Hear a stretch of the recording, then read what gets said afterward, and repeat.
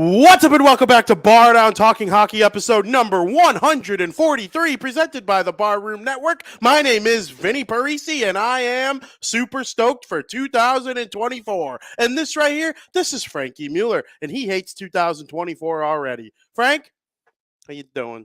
It's all right. It's been a good year so far. I don't hate the year.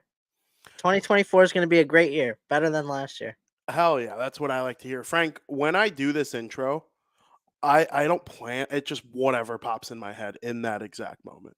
And in my exact moment, you looked like you were kind of pissed off to be here in 2024. Have you ever heard of Larry David? Larry David, of course, is a genius man in a lot of people's eyes. He Curb Your Enthusiasm, Seinfeld. He's responsible for all of it. According to him, January 3rd is the last day that you can wish people Happy New Year. Is that correct in your opinion? I think he nailed it on the head. Like if I saw somebody I haven't seen since the new year today, I'd say Happy New Year probably. Yeah. I don't think I would tomorrow. That is so funny, Frank. That is so funny. Oh my right? God. Am I right though? Like I think so. I always thought like you got about a week. But I actually think sometimes it lingers on a little too long. Like, sometimes I feel weird saying it on the 2nd and the 3rd. Nah, see, I don't. I did the other day for somebody I didn't see on New Year's. And yeah. I thought it was fine. I get it. And I would too. It just sometimes it feels weird. It's like, okay, we're in the new year. People get it. No, I get it. But like January 7th, yeah, it's a little weird. It's like, all right, it's been a week already. You don't need to say Happy New Year. Yeah. Say Happy New Week. Exactly. Thank you for the well wishes. Thank you, Skokes. Happy New Year, Skokes. Last day I'm allowed to say it to you, according to Frankie and Larry David. I do find it kind of funny people wishing each other Happy New Year, even at the New Year. Just like, oh, the calendar flipped to 2024. We all have to wish each other well. I actually wish Happy New Year the day before. Like when we were by our cousin, I was wishing people Happy New Year when I saw them. Like, hey, Happy New Year. I don't think it's weird. This might sound weird to you. When I leave Christmas parties and I know I'm not gonna see them again, I say Happy New Year. Or yeah, if I'm at like the store, I'll say and have a Happy New Year because you're not gonna see them. Yeah, and like on Christmas when we were leaving and Christmas was like over, I say Happy New Year as I'm heading out. It's like a polite thing to say to me, in my opinion. I get what Tom's saying. He gives it till January 6th or 7th, the Epiphany. That's when a lot of people start taking down their Christmas decorations too. You know, some people like to get it done first weekend or first off day they have available. I like to let it linger, the Christmas decorations. I'll actually let the Christmas decorations linger longer than me saying Happy New Year. Yeah, I would too. You know, now that we're into January, I start thinking about the NHL playoffs and all the great things that come in April with March Madness and all that. April with March Madness. I know that sounds weird, but the best part of March Madness is the first weekend, which is in March, and then the last weekend, which is firmly in April. It's closer to May than March at that point. I am super stoked for all of it. I think about late in the spring when we're watching the Frozen 4 and it's right around Joey's birthday, Frank, and we set up those TVs in the garage. That was just unreal. That will be happening again in my estimation. The Frozen 4, the March Madness, the Stanley Cup playoffs, a little bit of warmer weather as time moves on here. Haven't had a big snowstorm yet here in Illinois. And now that we're in January and Christmas is over, I'm kind of like, I'm already over the first snowfall, even though we haven't really had a true snowfall. I think we're getting hit hard next week, though. That's kind of the Is that what prediction. they're saying? What they're saying. Now, the Doppler models are all different, and they all look at 5 to 7 days. If I weren't in this space, weather would have been my thing. I truly believe that. So I'm pretty balls deep in it. Some of the readings are always different 5 to 10 days ahead of time. Right now, though, a lot of the models think that by late next week, there could be like that big snowstorm. But it's too early in advance for me to be like, oh, yeah, get your cars ready, get your this ready, make sure you pass. I'm not there yet. And we might not have a show in time for me to get there. But we'll see. It should be fun. And you know what? Hockey's in a great spot right now, and I'm ready to talk about it in period number 1. Welcome to period number one. Frank, we were treated to a couple treats over the last couple days. We're going to get to some of these tasty, sweet, delicious treats over the last handful of days. There's a good treat last night, though. ESPN Plus, John Buccigross, Ryan Callahan. They had the Sid versus Ovi game. This game had a lot more punch you in the face maybe 5-6 years ago. But I'll tell you what, Frank, I sat down and watched it yesterday, and it kind of felt like old times. Both teams are in the playoff race. Both teams are surprisingly in the playoff race. I'm not positive either of them make it. I certainly am not sure both of them make it, but they're in the race, and they will be in the race all season long. Even if they fall just short, they're bubble teams. And you know what? Good for the game. Happy for Sid. Happy for Ovi. They both scored power play goals.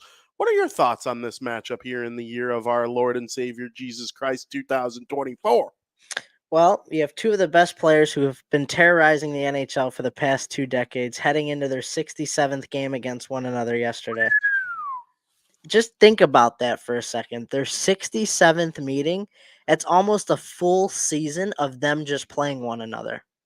And maybe, like you might have expected, Crosby's gotten the better of Ovechkin over those 67 games. Now, through 66 games, going into the game yesterday, you would expect Crosby has had more points. They've had more wins, given Pittsburgh success over the past decade and a half, 2 decades, more than the Capitals have. However, Ovechkin has more goals between the two against one another, which is something you've also probably would have expected. And more shots on goal of that nature. But the 67th meeting between the two legends went to Alex Ovechkin and the Washington Capitals. But like you said, boy, was it a treat. Crosby had a power play goal and an assist, and Ovechkin also had a power play goal. Anything you could do, I could do better. Both players contributed in the game. That's what you like to see in a matchup like this. The game started out extremely hot. 5-goal first period, 2 goals in the second period, and then it was just good defense from there. But nonetheless, Washington and Ovechkin, they got the better of Crosby and the Penguins this time around. Will we see a full 82-game season of them played against each other? No. I would say no. It's like probably not going to happen. It could. It could if the record lingers. If Ovi's goal record lingers. Oh. If that lingers, then it could. If he signs a 1-year deal and he needs 15 goals or 10 goals, in 2027 or whatever, then yeah, I could theoretically get close. You also don't know how realignment might come into play if they expand again. That's true. Will that make Pittsburgh because another thing, yesterday Ovi scored his 40th career goal against the Penguins. They became the 10th team he scored 40 against. It's not surprising. It's not, but I would have thought for sure he already reached 40 again. But then you think back to the years. Crosby and Ovechkin haven't been division rivals their entire career. Mm-hmm. The Capitals were part of that Southeast division before realignment, and the Penguins were in the Atlantic at the time. I think it was the Devils, Penguins, Flyers, Rangers, Islanders. It was a 5-team division. The 2 Pennsylvania teams and the 3 New York area teams. Well, so the Penguins kind of had a slow start on playing Ovechkin a lot. I bet those other 10 teams, the Panthers, the Lightning, the Bruins, some of these other teams that were in the division back in the day with Ovi, and then moved over to the Metro with him. Carolina, I would guarantee, is on that list. So I don't know. Yeah, the Flyers probably just because they stunk for a lot of it, but they weren't. They only recently are in that division with Ovi. But yeah, if the record lingers, then yeah, I think he might get there. But I don't. 15 more games. Yeah, that's a lot of games. They play 4 a season, and like I was gonna say, if they realign again, let's say Atlanta comes in and they boot somebody out of the Eastern Conference and they move, that could affect how many times you play each other. It could be 3 times instead of 4. I don't know. There's all sorts of things that could go into this. If it stayed at 4 a year, that's only 4 more years, though. So it's possible. Yeah. I think health, though, you got to take into consideration. Health. And then if he breaks the record, let's say he gets back on, he really looks like he has the last week. 3 goals in 6 games. He continues that pace the rest of the season, ends the year with 25 goals, 30 goals. Right. Then he's at 8. Then he's at 850, and he needs 40 something more. He could get that in 2 more years. He Yeah. probably retires once it's done. If it lingers, he finishes this year with 20. Next year he gets 20. Then he's at like I was saying, he's at like 860. He Mhm. needs 30 something more. Then he probably needs another 20. Then he comes back another year for that extra 50. Then he could get close. But I don't know. I'm still all in that he absolutely, like, the shot is still there. I'm glad Skokes is jumping on the train with me. Yeah, you guys are both going to be crying and I'm heeing and starting hawing. to pull others in. I like this. Let's pull as He's got, many people I in. mean, where was Skokes when he went on an 11-game goalless streak? He's got 3 goals in his last 6 games, and now you're saying it? Come on, Skokes. It's all right. Skokes is a smart man. Skokes will soon, like Ovechkin. They play the Devils tonight. Guaranteed hat trick. Like, I'm just telling you, dude. He's feeling good about his game. The Capitals are good. I still think they could do him a service by like going to trade for like a centerman that will really feed him the puck, and that'll just be all what they're about. But the power play's going again in Washington. They finally got back above 10%. I mean, nasty how bad it was early in the season. He's moving his legs. Kuznetsov, I thought, played a great game yesterday. He's usually like one of those guys I consider like a sloth. Like, either you're going to get 100% effort or he's going to look like he doesn't want to be there. Last night, he looked like he wanted to be there. I've loved this Capitals Penguins matchup. Sidney Crosby tied Jumbo for the most points ever, 12th most all time. He's really on a run. I hope he gets to second place. And there's 2 things I'm pulling for. I want Crosby to be second place in points with 2,000. There's an outside chance, and I want Ovechkin to break the goal record. I've been on these things for a while now. Sidney is looking as good as I've ever seen a 36-year-old look. I'm not saying he's good. I'm not going to say he looks as good as he ever has, but he almost looks as good as he ever has in the goal scoring department. You know, he's scoring a lot of goals. That was his 21st goal of the season. He's on pace for 47 goals. That would be the second most he ever scored in his career. That's crazy. That's crazy what Sidney's doing. And now that Ovechkin's kind of back on track and scoring goals again, what a treat this matchup was. I love seeing them both get power play goals. Yeah, it was crazy. It was just so cool. They'll play each other again. I'm not sure they'll ever play each other in the playoffs again, but when Crosby and Ovechkin have matched up in the playoffs, the winner has gone on to win the Stanley Cup all 4 times. That's crazy. It's been a monumental matchup in the NHL over the last handful of years. And another monumental matchup that we've been enjoying lately has been the Vegas Golden Knights and the Seattle Kraken. Over the weekend, I guess it was technically Monday, but it was over the New Year's celebration. The Winter Classic took place at T-Mobile Park in Seattle, Washington, where the Seattle Kraken hosted the Vegas Golden Knights. Frank, you're a Mariners guy on the baseball shows, and you're a Golden Knights guy when they're not playing the Blackhawks on this show. Take me through your thoughts on what you were thinking going into the game, during the game, and after the game. So, obviously, besides any of the Blackhawks 4 Winter Classics, this was the Winter Classic I was looking forward to the most.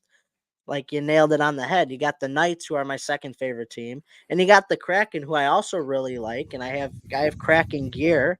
So if I have gear for a team, I must really like the team if I'm going to spend money or have other people spend money to get me stuff. And they're playing at T-Mobile Ballpark, where the Mariners play. Like, you nailed it on the head. Like, this Winter Classic couldn't be more my style. Unfortunately, though, it was definitely more on the boring side of things, I would have to say.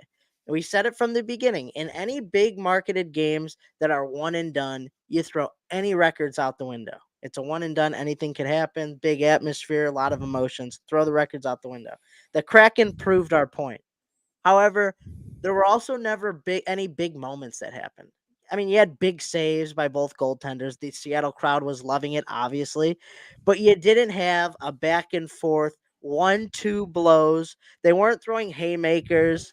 Like once Seattle had the lead, it was basically all them for the rest of the game. We didn't have those moments of jumping off the couch because Vegas had a chance to tie it up on the power play or tie it late of anything of that nature. But it was fun nonetheless because I love outdoor games. I love the classicness of it, no pun intended.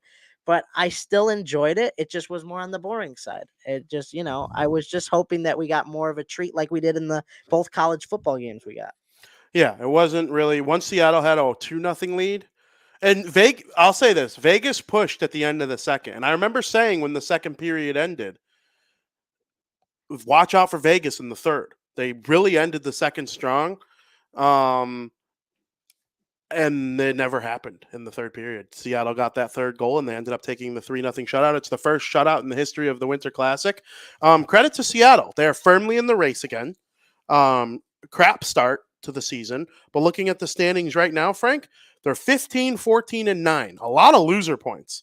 Yep. I mean, 9 overtime losses. This early, too. They're barely over NHL 500, but they're well over, points 500. Mm-hmm. They got 39 points in 38 games. That's, how you stay in the race is collecting points. It might be BS in a lot of people's minds, but they've lost 9 games. Now, think about if they won half of those. Let's say they were 20, 14, and 4. That would be 5 more points. That would be 44 points. They would be 1 point behind the Kings for third place in the Pacific Division. It's crazy. You got to find ways. And you know what? Part of that, to me, the teams that are the best in 3-on-3 are not always the best overall teams. And sometimes the teams that are the worst teams in 3-on-3 are not the worst overall teams. The teams that are good in 3-on-3 are the ones that are fast, creative, and skillful. The New Jersey Devils hardly lose in overtime. I think they've lost once in overtime. Once in a shootout. I could actually fact check that right now. Yes, they've lost once in a shootout and once in overtime. They've won like 5 games in overtime. When you got the Jack Hughes and the Jesper Brad and, Nico Hischier, Luke Hughes, Timo Meier, all these guys, that's how you secure big wins in overtime. The Kraken, they don't have like these games. Like they win a nice team game. They get good goaltending, forecheck hard. They have Matty Beniers who's good, but they don't strike me as like this fast, supremely talented team in terms of offensive high-end ability. Sometimes those teams struggle in overtime. I don't know. But the Kraken, they're still firmly in the race. They are 1 point. They're tied with the Edmonton Oilers for 1 point behind the Arizona Coyotes for the last wild card spot. Pretty much, Nashville's kind of pulling ahead with that last wild card spot. It kind of seems to me like Edmonton, Arizona, Seattle, St. Louis, and then Calgary and Minnesota have an outside chance at that last wild card spot. The rest of it kind of seems to be falling into place. I think Seattle's going to take a push here and make a playoffs. I do. Me too. I think I don't know if they make it. They're going to give a push though. I think they might make it. We'll see, though. Because I think part of me does think Nashville falls off. And part of me thinks oh, Arizona, they might fall off too. But Arizona, they just keep finding ways to win. They have the least amount of games played out of all these teams we've named. And they're in the mix. Mm-hmm. So, I don't know. They keep finding ways to prove everybody wrong. Seattle's goal differential is suspect. Out of all these teams, Edmonton has the best goal differential. And they have the highest firepower, so they kind of give me the most hope. I know I cooked them back in November. I was wrong. And you know what? I should have learned my lesson from 2 years ago, because you remember your first full season on the show, Edmonton got off to a real bad start, and they fired Todd McClellan, and they hired Jay Woodcroft, and then they went on another run. And they kind of did the exact – I don't think the start was as tough as it was this year. But, I mean, just absolutely insanity. But yeah, the Winter Classic, I thought the scenery was real good. I like what they did with the fish, and with Marshawn Lynch was a big part of the whole thing. They didn't shove Macklemore down our throats like I thought they were going to, which is kind of nice. Kind of nice. I like Macklemore, but every time something's in Seattle, they shove him down our throat. I don't get it. It's like he's not the only famous person to come from the great state of Washington. Stop pushing Macklemore down. We didn't see any Mariners players either. No Mariners players. I thought we'd see at least one. I thought for sure. But guarantee. Joey Decord had all the Mariners greats on his goaltender's mask, and it helped him get a shutout. Unless they were shown when we just weren't paying attention at some point. Yeah, but I mean, for the most part, I feel like I was paying attention. During intermission, though, or something? Yeah, that's true. But hey, the Winter Classic was fun nonetheless. They still haven't announced next year's, though. I expected to talk about next year's. What would you make it? Well, here's what I'm thinking, okay? If we're talking about, like, what makes sense for the networks, we all know, like, the rumors, Detroit and Columbus at the shoe, do Michigan, Ohio State themed. That's cool. I'm going to be a little bit of a homer in this situation, though. If I was making it for network's sake, Bedard's a big marketing guy in the NHL right now. They love marketing him on ESPN. He's going to have his big game. They will have a Winter Classic soon. I could guarantee that. So if I was making it, I'd do something like Blackhawks Blue Jackets, and like you have Bedard versus Fantilli, or you do whoever drafts Celebrini, but I don't know if they're going to wait that long to announce the Winter Classic. You could even do like Blackhawks versus Oilers to symbolize the future of the NHL. Market Connor Bedard versus Connor McDavid, and it falls in 2025. You're like a quarter of a century. You have that like milestone mark year that you could do that on and be like the future is now or something like that. But if you hold off and you just don't do the Blackhawks this year, you definitely make them for the 2026 Winter Classic, and you have them play the New York Rangers, because first of all, they've never played each other in an outdoor game.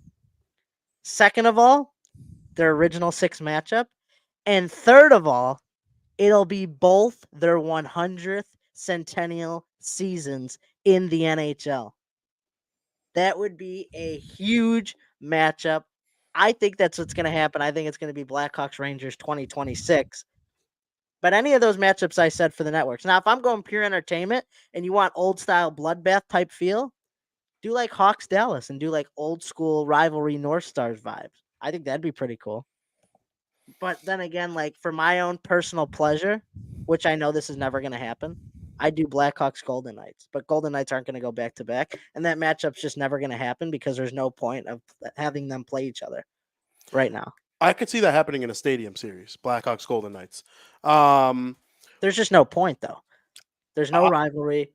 There's nothing to go off of. Was there a rivalry Washington Blackhawks? You mean Seattle? No, Washington Blackhawks. The Capitals played the Blackhawks in the 2014 Winter Classic, 2015, whatever it was. No, but you got Ovechkin versus you got the best team versus the best player type vibe with Blackhawks Golden Knights. Maybe. I don't know. I like that idea. I think you could get your wish one day. I really do. But yeah, I know I spewed out a lot of information there, but yeah, there's a lot of potential matchups for this year and next year. I love the Hawks Rangers next year, 2026. Or 2 years, I should say. Dude, if you're looking for a centennial match, it's got to be Hawks Wings. I don't think it'll be Detroit's 100th season. It absolutely will be. Are you sure? I'm almost positive Detroit is. But Rangers, that happened already. Not in a Winter Class? Oh, yeah, it has. But there have been multiple matches. The Flyers have played the Penguins twice. You got to do Detroit, dude. Get these Rangers out of my face. Rangers. You just want me all decked out in Blackhawks gear on a Winter Classic. That's what you want. You want pictures with me and all decked out in Blackhawks stuff. We're playing the stinky Rangers. I don't know. I think Rangers more marketable. Yeah. Like right at that point. I like your years, the Hawks would be even better. I like your idea, but give me Hawks Detroit to celebrate the 100th. Yeah, we've seen it. We've seen it. Frank, we've seen the Hawks rivals like 5 times. We've seen the Hawks in it like 5 times. Don't give me that we've seen it 4 times. 4 times.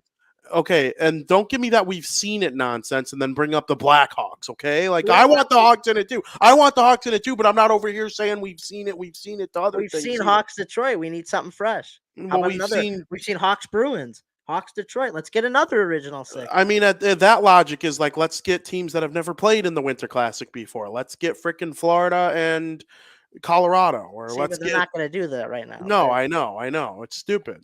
But I love Michigan, Ohio State. I hope that's next. I mean, Michigan Ohio State is a rivalry built on real war. Like there was almost Civil War II over the battle of who gets Toledo between Michigan and Ohio State, or Michigan and Ohio as actual states. Obviously, Ohio won that, but Michigan Ohio State derives from that actual political confrontation, and I hope they bring it to hockey. See, Put put the Blue Jackets in red jerseys and put the Red Wings in yellow jerseys or maize or whatever the hell they call it. That would be so sick. Those two places. You play it at the Shoe. It would probably come close to breaking 2014's record for the most people to ever attend an NHL game because the Shoe is just slightly smaller than the Big House.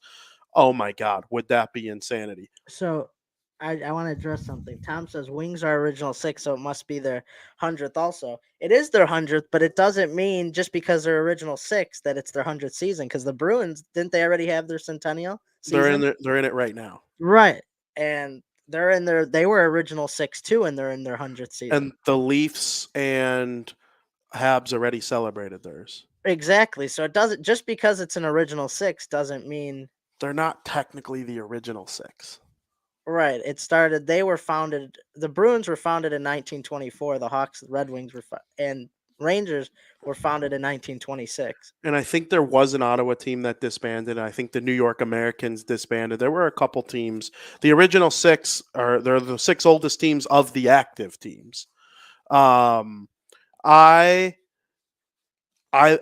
like the idea. I just get the Rangers out of my face. They're going to be stinky by 2026. Folks is riding me the whole show. Hawks No Rangers shots. would be a good Hawks bet. Rangers. Get that out of here. It would Hawks though. It would make Wings. the most sense. Hawks Wings. I'll buy a Blackhawks jersey. I'll be all on your wet. Give me Hawks Wings.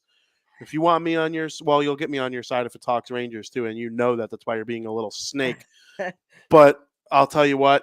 Give me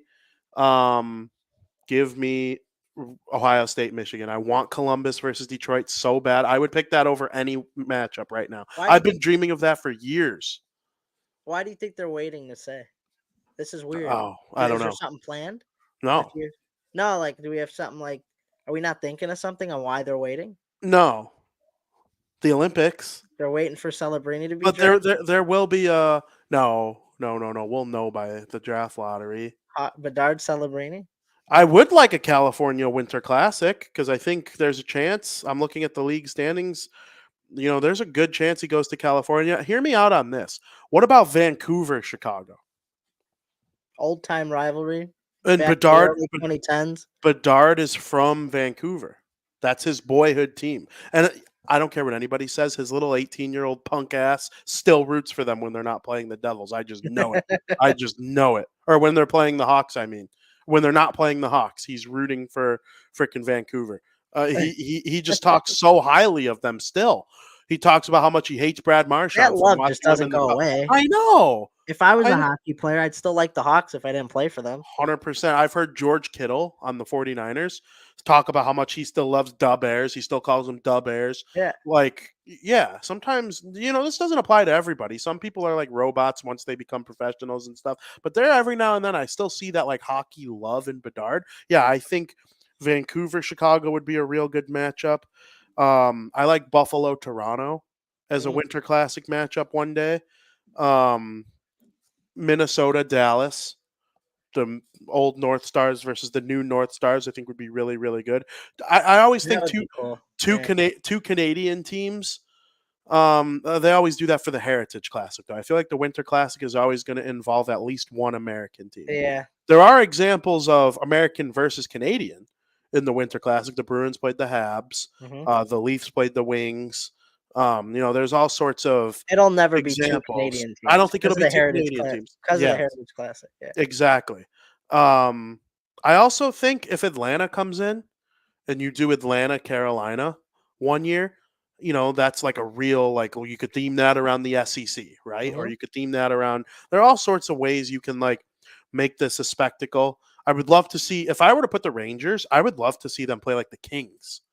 Let's get this LA New York thing going. Blackhawks Rangers would really annoy me. That would really just Why? really It would annoy be me. so cool. Because like if you put the Blackhawks in again, you have to have it be like a sick, meaningful matchup, not the Rangers. That is The meaningful. Rangers, 100th season by Centennial ours. season, yeah. They shouldn't even be getting an outdoor game this year. And And the like Rangers always get outdoor. It only what makes sense. they're not allowed to host them though. Why? That's a rule at Madison Square Garden. Playing at Madison Square Garden has to be their home rink. They are the road team in every outdoor game they've ever played. Look Well, it up. yeah, it would be here somewhere. So, like, where in Chicago do you do it? Do you go back to Wrigley, Probably, right? Soldier Field? Would they ever go to Guaranteed Rate Field? I don't think so. Probably not. It sucks because that one actually has a parking lot. They could tailgate and But do all isn't the sorts of cool like things. it's a newer stadium though, right? Don't they like Yeah, to go old school? They like to for do the like most part. classic, winter Yeah, classic. Yeah. for the most part. I don't know, dude. I freaking hope it's something cool going forward. Give me Ohio State, Michigan next year. Detroit, Columbus. But you might. Here's the thing, though. They're not going to put Detroit back to back. Now that I think about it, and in my scenario of doing Detroit, Columbus next year, and then Detroit Hawks the following year, that just wouldn't happen. But there are other teams. What about if they don't do Detroit, Ohio State, Michigan ever? What about Chicago, Columbus, Fantilli and Bedard? That'd be cool. That's what I said. Yeah, It was like the first thing I said. that'd be real cool. What It would be about cool. Philly, New Jersey in the coming year? I mean, that's a Yeah, stadium series this year. I was gonna say. I think that right. That's a stadium. I think the They wouldn't Devils. have the stadium series this year, and then next year do the Winter Classic. Yeah, I could see the Devils getting a Winter Classic in the coming years, though. I could too. They've never played in the Winter Classic. Devils and Hurricanes would be a good one. Capitals, Penguins. Penguins. I was just gonna say that. That would be really, really interesting. So yeah, we'll see how that goes. Frank, tough times for the Minnesota Wild. Oof. Bad things going on in Minnesota. For those of you who don't know, they've dealt with so many injuries. In fact, working on an article right now. I'm actually going to pull that up as my reference point for how many injuries they have. Last night against the Calgary Flames, they did not have Marcus Foligno, Kirill Kaprizov, Matt Zuccarello, Philip Gustafsson, or Jonas Brodin. They were missing two of their their best forward, two of their five best forwards, their number one goalie, and one of their top defensemen. I'm not shocked that things are struggling for them lately. They kind of were starting to get hot a little bit after firing their coach, and then it kind of tailed off again. And, they are where they are in the standings. They're still very much in the race. They're an outside bubble team. They're currently 16-16-4. Mhm. They're 4 points out of the last wild card spot. They have games in hand on a lot of the teams ahead of them, which is nice. But just real struggle this year for the Wild. They're on their last year of dealing with the Parisi Suter contracts. They once those buyouts clear and the salary cap is going to go up, they'll probably spend some money. They were forced to lose Kevin Fiala for that reason. He's over with the Kings, being a real good player with them. I don't know, dude. I don't think the Wild are going to pull out of it this year. I just don't think they have the juice, and part of it is injuries and whatnot. But next year, I could see them getting right back to being a good team if they're able to spend some money. Maybe they do go get like a Leon Draisaitl, or the Wild have loved being splashy in free agency. But right now, it just doesn't seem it for this team. No, and even when they're healthy, it's like what happened to them? They have a very talented roster. Gustafsson and Fleury are more than a good enough duo. They've just been performing at a level that they shouldn't be performing as. I mean, they've lost 3 in a row now. The road ahead's no easier. Their next 4 games consist of Tampa Bay, Columbus, and then Dallas twice. So, I mean, it's not going to get any easier.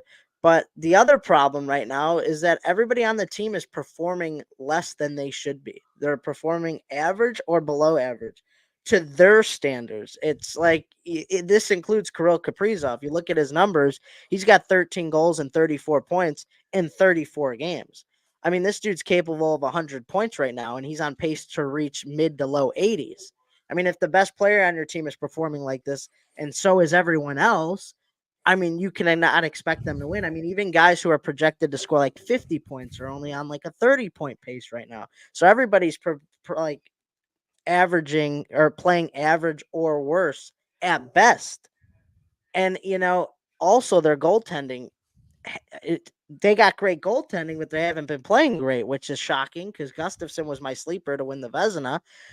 He started off hot. I think he had a shutout to open up the season, and then everything's been downhill. And like right now, goaltending's clearly your issue. I think they're giving up more than 4 goals a game, if I'm right. I mean, that's just crazy.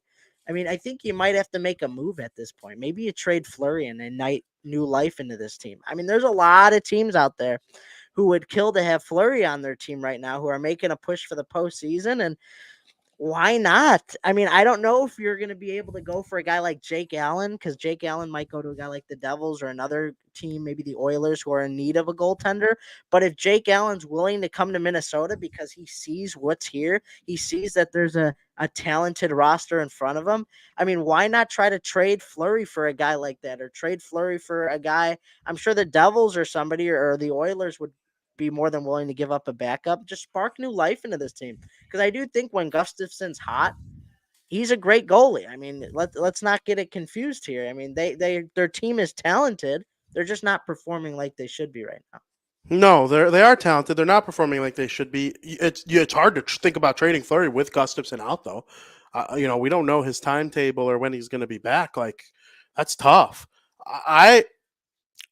I'm getting to the point where I think the Wild should probably shut it down for the season. I don't know if they're going to be bad enough to get Macklin Celebrini or Cole Iserman or any of these guys who are going to be in the top 10 or top 10 maybe, but the top 5, top 3.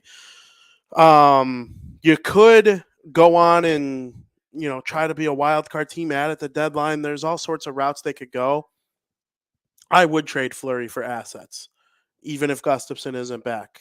Take it, maybe bring up Jesper Wallstedt and, the number 1 goalie prospect in the league. The Wild have a bright future. Joel Eriksson Ek is incredible. I love what they've done with their team. Marco Rossi, there's a chance Marco Rossi's nominated for the Calder Trophy. If the season ended today, he'd probably come in 4th. It would probably go Bedard, Luke Hughes, Fantilli, Rossi if the season ended today. But he could make a push for second. 1 is kind of hard. I think it's a 2-horse race for 1, and the 1 horse has a 2 whatever lead right now. What is it called when you have a 2-something lead in horse racing? Lead? Oh, a furlong? No, there's a room like a 2-stride lead or something like that. Something like that, yeah. Bedard has a 2-stride lead on Luke Hughes, but nobody below Luke Hughes has a chance. But once Parisi and Suter are off the books, I firmly believe the Wild could go on and be a cup contender as soon as next year. If they had Fiala on their team right now, people would look at them a lot differently. Don't you think? Oh, yeah. And, he helped elevate Kaprizov. He has proven he can drive a line by himself. He doesn't need elite, playmakers with him to be productive. But, maybe the injury, maybe it was lingering. There's probably all sorts of reasons that he's been like a low 80s guy rather than a hundreds guy. For sure. But I'm looking very closely at the Wild and what they're going to be doing. I think they'll be one of the more interesting stories the rest of the season. Frank, I didn't write this down because it didn't happen when I wrote the sheet last night. Connor McDavid had 5 points. Yeah, that was insane. His second point of the game was the 900th of his NHL career. He's 26 years old. He already has more career points than Zach Parise and Jonathan Toews, which is really crazy to think about what those guys have accomplished in their career. McDavid already got more points than both of them. He's 26. With the 5 on the night, he was brought up to 903 career points.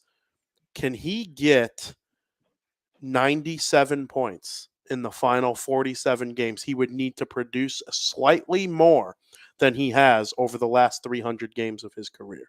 No, he cannot. I don't think. It's not going to happen. Can he? Yeah. Do I think it's going to happen? No. No shot. But if there is a guy to do it, it's Connor McDavid. But, I thought it was crazy that he got 5 points. He contributed on every goal that the freaking Oilers Scored. Scored the first one. Was it the first goal He scored the first goal, and then he had then the assisted on- primary. He had the primary assist on every other goal Edmonton scored. Yeah, it was unbelievable. And here's the thing. Yeah, he's got more points. When is he going to get that cup? I don't see it anytime soon, honestly. I don't think the Oilers are going to win the cup this year. What's going to happen next year? They got to trade for a goalie or something. They're just like they're coming back with the same old stuff. Like they're fire their coach, okay? Like Stuart Skinner played well last night. Stuart Skinner, yeah. I mean, he's so up and down. I'm not a fan of Stuart Skinner. He's a young guy. I know, but it's like he's so up and down for this Oilers team. Maybe this isn't the team for him. Yeah. Maybe he needs to go play somewhere else because and develop and then become like that star. Right. And Edmonton will wish they had, like what happened with Dubnyk. No, that's what I'm saying. It's like sometimes it's just the way it goes with goalies. And this Oilers team is always about like high scoring, not really worrying about the defense because McDavid could have 5 points on any night. We don't got to worry about that. But then it messes with Stuart Skinner's head because like we know how good Stuart Skinner could be. He was an all-star last year. But like I don't think he's the right fit for this team. That's fair. That's fair. They probably could use like a veteran, like a Fleury. Stuart Skinner would be great for the Devils right now because they just need average goaltending and they'd win the Metro. The Devils play a different type of game than the Oilers. Yeah. It's like he would fit better on a team like the Devils. 100%. But I think right now the Oilers are on the come up. I think if McDavid doesn't get to 1,000, I legit think he's like in the high 980s, 990s. Like, because that's what his current pace. The last 100 points that he got in his career were in 58 games.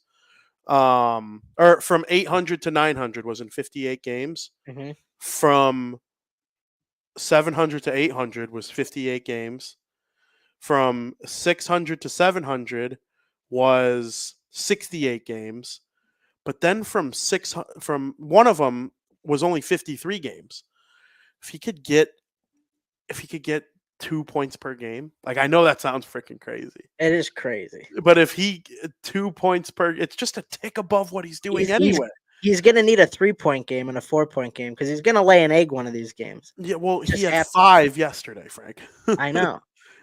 Like technically, that counts as a game in 900 to 1,000 because he got 3 points in it. Right. No, right. So like, or he got 5 points in it. 3. But even with those 5 points, he still needs to be 2 point per game. So like, yeah.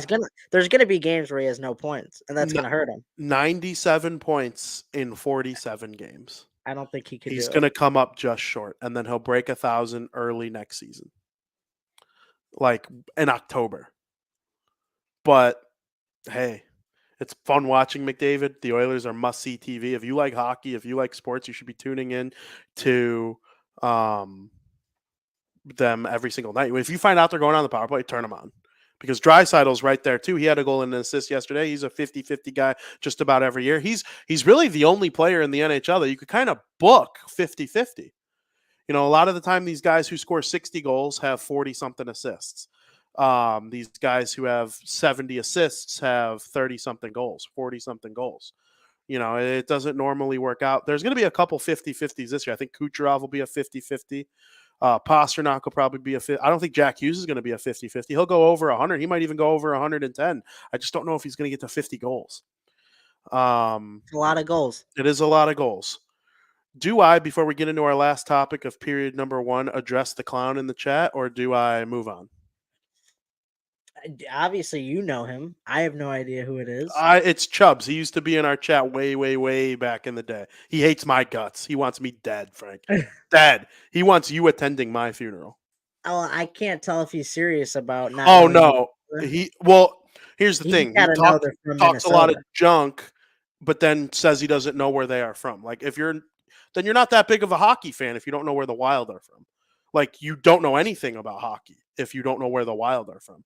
They're one of the, it's the state of hockey. It's Minnesota. Miracle. The movie Miracle is half about the state of Minnesota. It's Minnesota and Boston. They fight and practice in the movie Miracle because this guy was a dick to this guy in the national championship the year before between Minnesota and Boston College. They are by far the 2 biggest hockey markets in the United States of America are Minnesota and Massachusetts.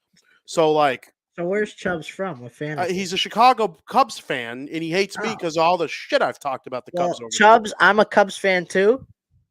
Rock on. Yeah. Go Cubs, go. Congratulations to Chubbs and the Cubs on the great Yeah. manager acquisition this offseason. Yeah, it was great. Coming into the offseason, getting Shohei Ohtani. We're going to have Peter Alonso be our first baseman. We're going to extend Bellinger. See you in April. They're going to freaking hand Craig Counsell a worse team than they gave David Ross last year. I am a little pissed about that. Getting a little off topic. That's actually not even me talking shit. That is a fact that right now they are in line to give Craig Counsell a worse roster than they gave David Ross after all the hype they had in November. They said we're going to make big moves, and they haven't made big moves. That's a little irritating, obviously. Very irritating. Frank, you know I don't even talk trash about them as much as I once did. Chubbs is still living in 2021. He says I'm a huge Cub fan for 50 years. The good, the bad, the ugly. Oh, that's Foster. We got a lot of Cubs fans here. Oh yeah, I can relate. He agrees though. He's super hating on the owner. Not gonna lie, because it is annoying. You make this. I was so pumped when I heard that they're gonna make big moves. I'm like, all right, let's get our feet wet. What are we gonna chow down on? And it's like, all right, we got Craig Counsell, but nothing else. I told you in November they'll be a World Series contender in 2024, but I'm pulling back on that. They've done nothing. If the season started tomorrow, Peter Crow Armstrong would be their center fielder and Matt Mervis would be their first baseman. Now there's time. There's still time. A lot of the guys are off the books or getting off the books, but there's still time to make some moves. If I were them, I would do everything in my power. I would try to get Blake Snell and trade for Dylan Cease. And then you have a big three of Justin Steele. Am I forgetting someone? Travis? Am I forgetting someone? What would you say? Justin Steele. He was the real good pitcher for them last year. Oh yeah, he was great. And then you have, if you add like a Dylan Cease and a Blake Snell, that's a great big three. That's really good. Well, Stroman's gone. Kyle Hendricks is there. Kyle Hendricks, though, he's up and down. He'd be a good number 4 or number 5. Well, yeah, you want him in the rotation, obviously. Yeah, 100%. Like, there's good pieces. Dansby at short, Nico Horner at second. I don't really know what you do at third. Are you going to have freaking Nick Madrigal play third? Because what are you going to do with Christopher Morel? Okay, you got Seiya Suzuki in right and Ian Happ in left. They have the central foundation of a great team. They have a core. But I hate what I see in center. And listen, Peter Crow Armstrong might be a star one day, but he didn't exactly hit the ground running after making his MLB debut last year. They need to develop him more. He needs more time in AAA. They should have got Bellinger back, dude. Well, Bellinger's still on the table. It's not going to happen, though. It's not going to happen. It's just not going to happen. It's not going to happen. They should have just jumped on it immediately. Because they looked so smart for giving him a 1-year deal when nobody else wanted him last year. And he was so good. It was probably the second best year of his career. It was probably the second best year of his career. It was. Only behind the MVP year. I'm so mad, dude. They should have extended him. And I know. But he's not coming back. No, he's gone. So I hate the White Sox more than you right now. Any Sox hate? Like, nobody. I've shit talked them. Watch Crosstown Crosstalk tomorrow. I'm going to roast them even more. I'd rather be a Cubs fan than a Sox fan right now. Well, exactly. Right now it's just you and Tom. Yep. Basically. No, I hate them. I'm so mad. Cancel Sox Fest. Get rid of Abreu. Move all these pieces. Let Lucas Giolito turn into a career journeyman. Right? Like, he was supposed to be the ace of this team. Dylan Cease pulled back. He started to suck last year. Michael Kopech is a bust. Yohan Moncada's a bust. I mean, when I crap talk your favorite team, it's not me crap talking them, it's me speaking the truth, because I speak the truth about my own teams too. The White Sox stuck. They are dead and gone and dead. So if they ever revive themselves, I'll be the first to scream it from the top of my roof. But right now, they are dead and I hate them. Spoken from a true White Sox fan. Yeah, the Cubs are dead right now too, but the Cubs are on life support. Got a heartbeat. They got a heartbeat. I love Dansby Swanson, and I think Seiya Suzuki really turned into a star in the second half. I love Seiya Suzuki so much. He turned into a star in the second half of last season. He's so good. 100%. He's only going to get better.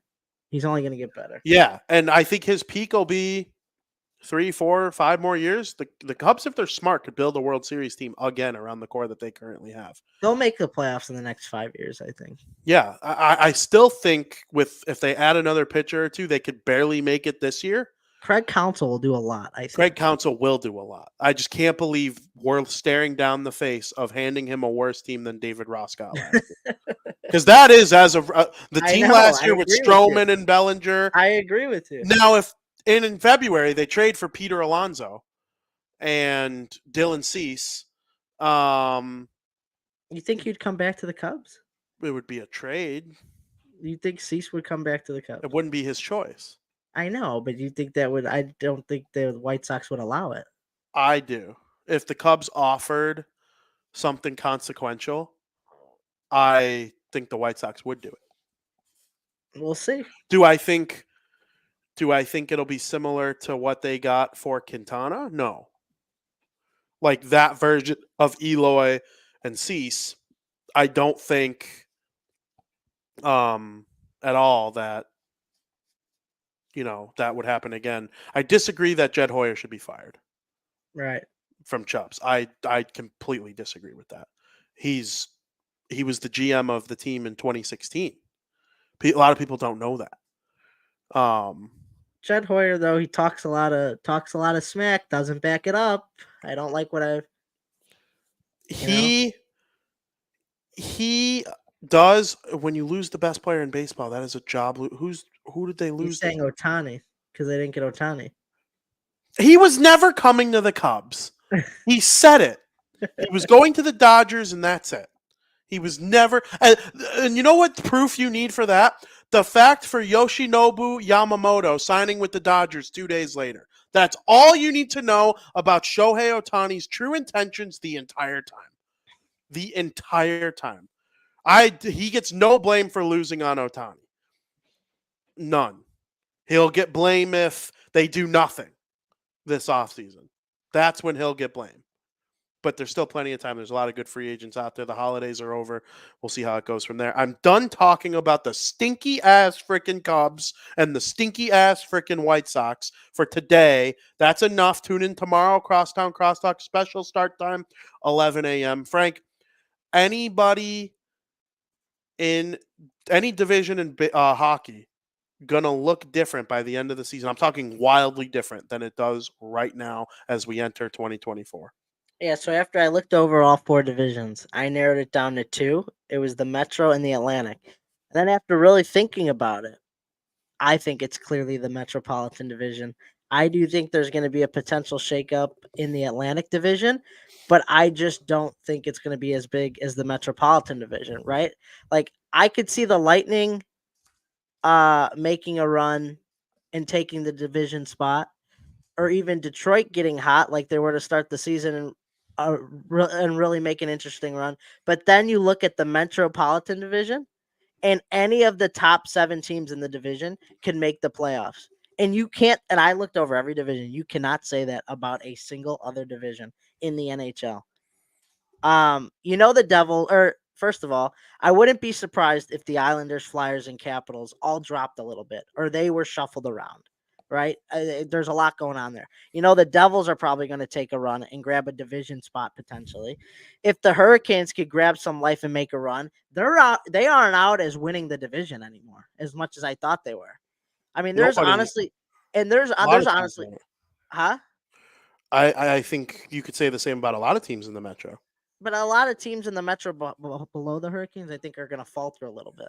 I get what you're saying. Yeah, but like the Hurricanes, who I picked to win the division, they're not out of it anymore as much as I thought they were.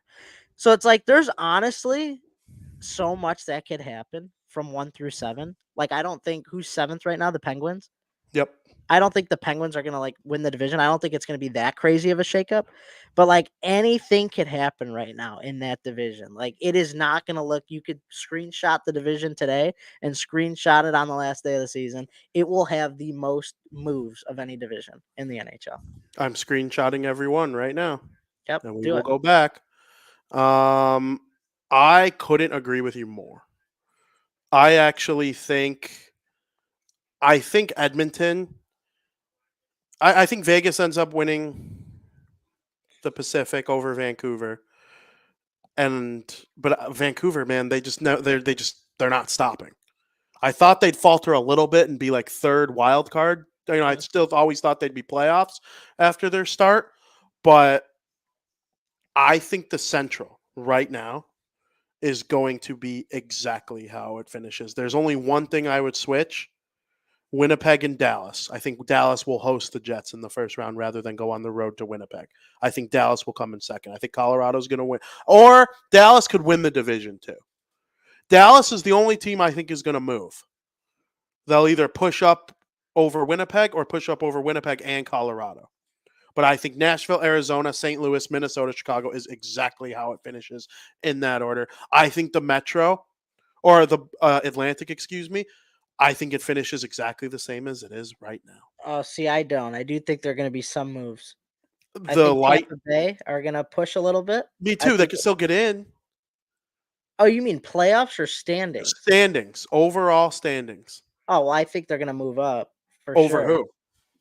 I'd have to look. I don't have it Toronto, on- Florida, or Boston? Bro, probably Florida. Florida's in second, clear second. Then 5 it's points. Toronto. clear. I don't know. I'd have to look it up. Let me pull it up. It's time to admit that we were both a little wrong about Florida. They are elite Stanley Cup contenders. I do think they're going to falter here. I really do. Why? In the second half. I don't know. It's just my gut. That's just They've what been the third best team in the Eastern Conference this season. I know, but I think Tampa Bay is going to get better, and because of that, 4 teams can't make 3 division spots. No, I know. And I don't think Bruins and Toronto. I mean, Toronto's got 4 games in hand over the Lightning, so I don't think it's going to be them either. But I think if the best chance for the Lightning to make a division spot would be to pass up the Panthers, so that's kind of just what I'm going off of. I do think Detroit, if they could be as hot as they were to start the season, and you find a little life there, I wouldn't be surprised if they make a push for a playoff spot. I think Tampa's cooked from the 3 division spots. No respect. I didn't even pick them to make playoffs. They're kind of doing exactly what I said they would in September. I left them out. Gone. No respect. No respect. Well, I have plenty of respect for Boston and Florida, and then I think Toronto could keep it going if they get some decent goaltending. The Lightning, they just don't have it. Kucherov is doing what he's doing, and he's kind of out there on an island with Stamkos. And Stamkos' contract conversations are going to start to linger. They are going to start to linger. I promise. If they're out of a playoff spot, his face will be on the graphic on trade deadline day. Whether or not it's because of a rumor or because he's actually traded remains to be seen. I know it's hard. They could view him as like their trade deadline acquisition. But like Stamkos is very much in an uncertain future right now. And I think that's going to linger. The only thing I could see if Buffalo got a little hot and jumped Montreal, but like I legitimately think that screenshot will last the rest of the way. You're going to think I'm crazy. I think Florida has a better chance of jumping the Bruins to win the Atlantic than they do falling out of the playoffs entirely. Wow. Yeah, they're good. I watch them a bit. And they've played the Devils 3 times already, so I've seen them an entire game of them more than the average person too. And they're just nasty, dude. They might not fall out of the playoffs, but they're I nasty. think they're going to fall a little bit. They're nasty, and they've been hurt. Bob has been incredible. Just absolutely insane. This Evan Rodriguez that they put on the top line with Barkov and Reinhart. Dude, Reinhart might score 40. Verhaeghe is carrying their second line because Matthew Tkachuk and Sam Bennett have combined for 11 goals. Matthew Tkachuk has 5.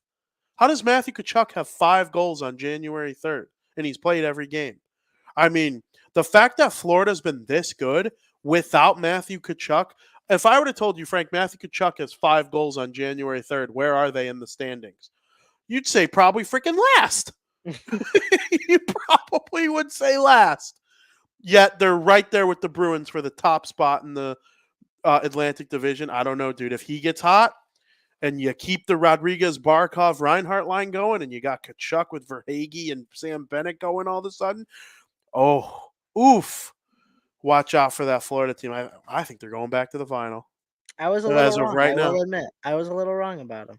But I was too, though. I picked them to make playoffs, but I didn't have them in a division spot, I don't think. Like, they could win the freaking Atlantic. They could. I don't know, dude. And I'm just not high on the Lightning right now. They don't seem to have that gut punch that they once had. You know what I'm I hear saying? you. They don't look like the same Lightning team that they once were. No, even They actually just lost to Florida before the break. Yeah, they did. Now, I'm not holding like one game against them, No. but like that's true. Florida, if Florida played them in a 7-game series right now, I'd pick Florida in 5. I Wow. really, really would. I don't think the Lightning. They got good goaltending, and Kucherov's on fire. And then a couple of the guys in between are real good. Kucherov probably Hart Trophy candidate or Hart Trophy favorite as of right now. Which would be the second of his Hall of Fame career. But and Bob's going to the Hall of Fame. Oh yeah. No, Bob Rovsky. Yeah, Bobrovsky. You told me no. Did I? Last year in the final, I was like, if they win the cup, Conn Smythe or not, is he a Hall of Famer? No. Oh yeah. Yeah, no, he's not going to the Hall of Fame. You're crazy. Especially if they... Because I just thought about it again. He doesn't have the cup. He up right now, but he has that deep playoff run, 2 Vezina trophies, the career stats that he has. I think Bob's going to be a Hall of Famer. And if they sure get it was Bobrovsky? There was somebody else I say wasn't a Hall of Famer. I'm positive. Let me pull up Bob's. And that was saying if they win the cup. I wasn't even saying they end up losing like they did. They lost, and I still think he's going to the Hall of Fame. I'm all in on the Bob train, dude. He's good. He's a great goaltender. 2 Vezina trophy percentage well above average. All these wins, a trip to the Stanley Cup final, elite en route to the Stanley. He wasn't carried by this great offense. They can do it again. They could do it again. Florida is good. I don't know if I'm twisting the wheels a little bit in the brain of Frankie Mueller about the Florida Panthers, but in Vinny Parisi's brain, this is a damn good team, and I'm excited. I get what you're saying, VP. No, I get what you're saying, VP. I get what you're saying. My last point I was going to make, because I touched on every division, I think Pacific, roughly the same. I think Vegas probably ends up winning it, but Vancouver, I said what I said about Dallas, moved over to the Atlantic, talked about Florida. In the Metro, I could see the teams in 6th and 7th being in 2nd and 3rd by the end of the year. Like, I'm not even guaranteeing it. It's possible. I don't love Washington. They're minus 17 goal differential, and they're right there. They're one of the worst, best teams I've ever seen. I think Washington's going to fall a little bit, obviously. Yeah, they got out to a 4-0 lead yesterday and then almost blew it. They just looked like a different team in the second and third period. They have a really smart coach. Coach of the year candidate as of right now. I don't love the Islanders. They don't score enough for me. No. And the Flyers are pesky. They're like mean. They're like rude. They're like a rude team that gives 100% effort every single game. But they're another team I think's overplaying, really. They might be, but their coach ain't going anywhere.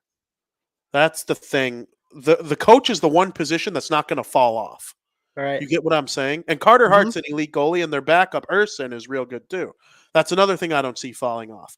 Philly has 2 key components that could keep them from falling out. Their coach and their goaltending. If you don't give 100% effort on every single shift, you are benched in Philly. That is not the case in New Jersey. That is not the case in New York. That is not the case in Carolina. Rod Brindamore, good coach. But if Sebastian Aho takes a shift off, he ain't sitting. If Travis Konechny takes a shift off, his ass is glued to the bench in the third period. Doesn't matter how many goals he has.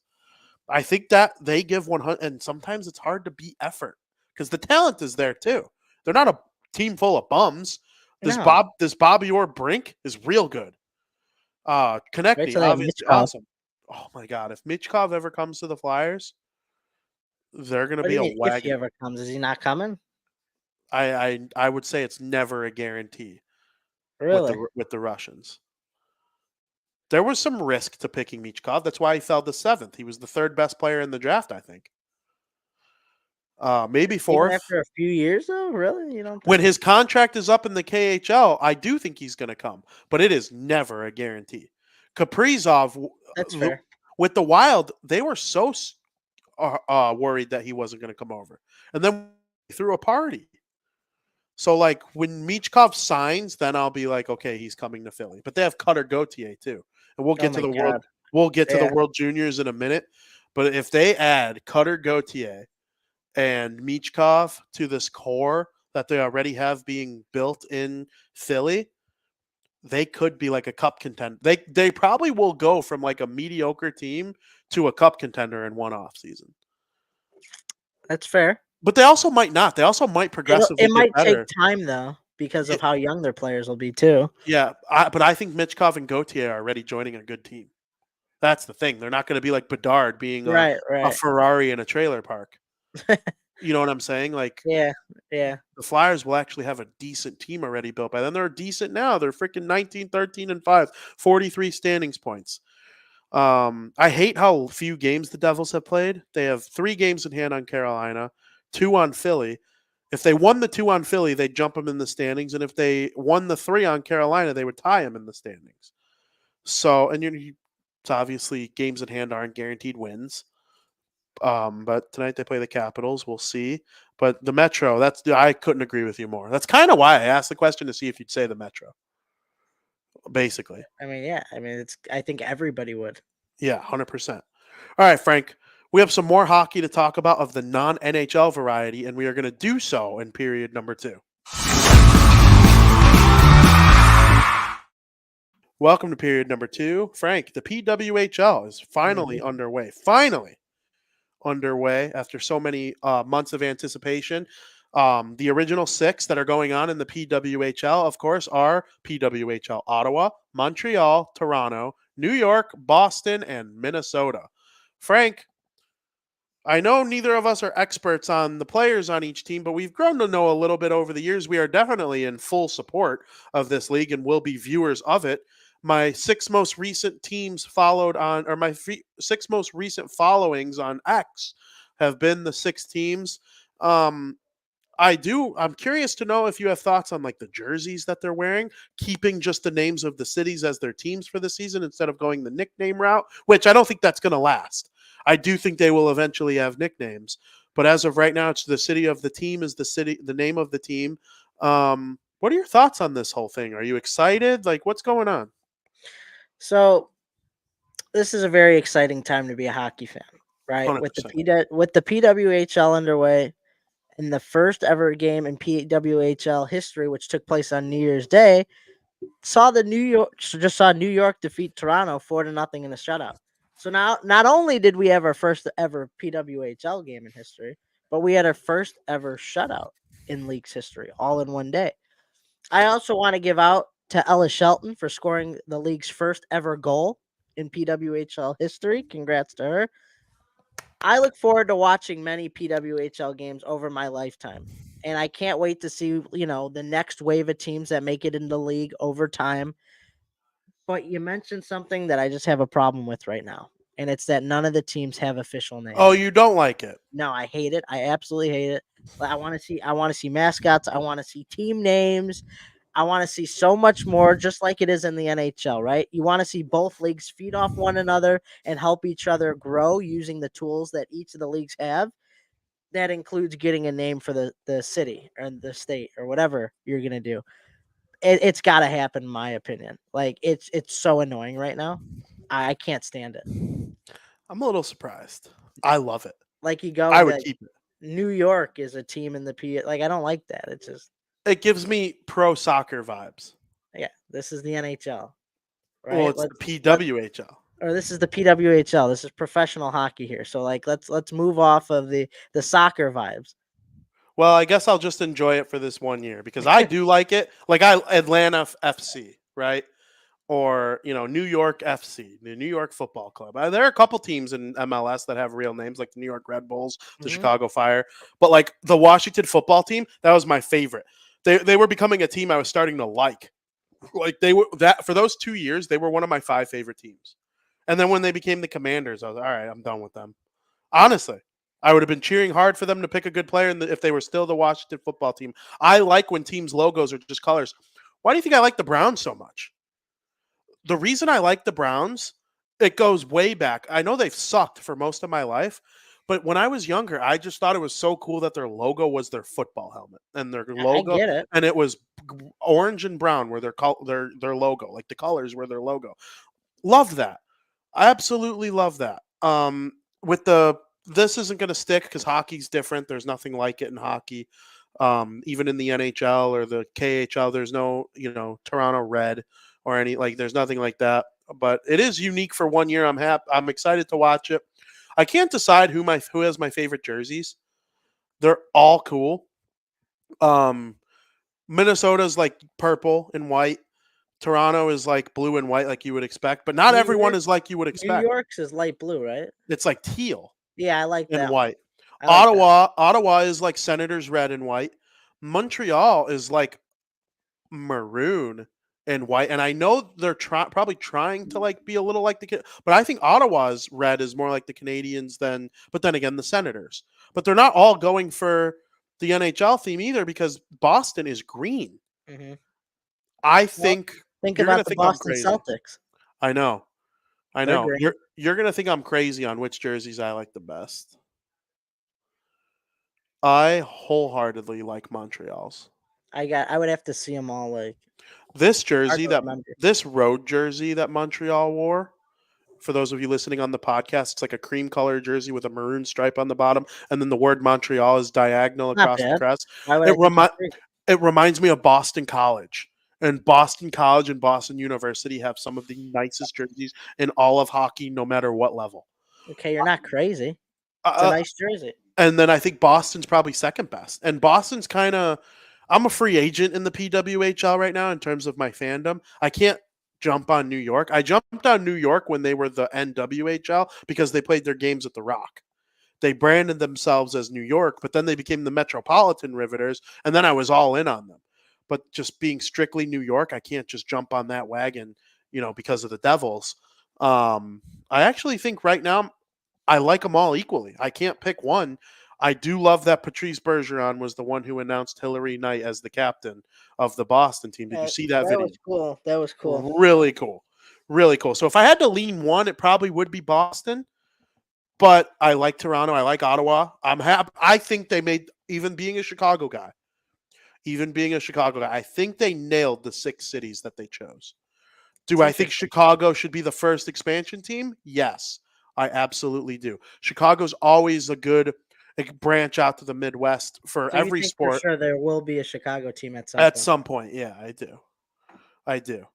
Um, I hope if they went, see, Minnesota should be the first team from Minnesota and Boston. That's American hockey's centerpieces. And then I think Michigan deserves a team too. Michigan, I would bring Michigan and Chicago in next. Detroit and Chicago. Those would be the 2 cities I go to next. If you want to do Canada, if you want to venture west, then I think you probably choose one of the teams either in Manitoba or Alberta. You could choose Winnipeg, Calgary, Edmonton. If you're going the U.S. route, though, I really think Chicago or Detroit have to be in the mix. They I just probably do. are. I'll They gotta probably be. become a Chicago fan out of everyone. That'll be unless, with hockey, I always lean New Jersey, but I can't do the New York thing. When they were the Metropolitans, sure, because they played at the New Jersey Devils hockey house. But like, if you're not going to do New Jersey, it's got to be Chicago for me if I'm picking Right. one. But there is no Chicago, so I like them all equally right now. But hell yeah, I'm pumped. I'm excited about it. I can't wait to continue watching. I didn't catch any of that We game just need 2 days names. ago. We I just do need find names. it funny. Toronto, a blue and white team from Toronto, shut out first game. We wouldn't expect anything less. We're on brand. We are on brand. Yeah. Wouldn't expect Um, anything less. Frank, I want to take a deep dive into the World Juniors. I've watched every game, dude. Okay. I've watched every game. I know these teams like the back of my hand, even the stinky ones. Like I felt like I knew, some of the guys on Latvia and Norway. This is just exciting times. We are down to the Final Four. Tomorrow, the relegation game will take place very early in the morning, 4 a.m. I'm probably not going to watch it just because I'll be sleeping, I think. I would love to. I would honestly love to wake up and watch it. My plan as of right now is not to do so, though. It will be between Norway and Germany. Now, Germany kind of got boned because they beat Finland earlier in the tournament, and it was the first time they ever beat Finland. 0-25 going into that game. They won. They only needed 1 point the rest of the way to avoid relegation. The relegation game, I should say. And they weren't able to get it. And they played Team Canada hard. They had a 2-2 tie going into the third period, and they just weren't able to get it done. Norway, on the other hand, went 0-4, and if Germany was in the same group as Norway, they wouldn't even be in this relegation game, but they're not. I do think Norway is going to win the relegation, or the Germany is going to win the relegation game. Do you concur? I completely agree, VP. Germany, or I think Norway's like so boned, and it's not even funny. Like even going 1-3, Germany going 1-3. They've showed at least a little bit sign of They life. played well in every game but Yeah, one. right. So like Norway, on the other hand, they rarely showed any signs of life. They played bad in every game. Except early in the game against United States, because United States didn't play that good. They Yep. really looked awful in every other game. So I'm predicting Germany to win by a score of 5-3. Norway looked. They made it tough on the U.S. in their first game, and still they lost 4-1. So just absolutely insane. I do think Germany's going to win. Do you know the story of Germany being relegated once upon a Nope. time?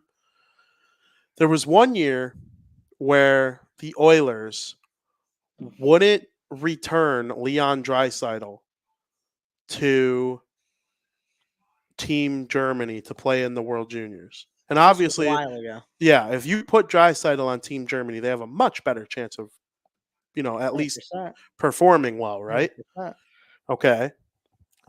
They didn't let him go. And would you believe they returned Draisaitl to the OHL for the rest of the season the day Germany got relegated? Are you serious? Yeah.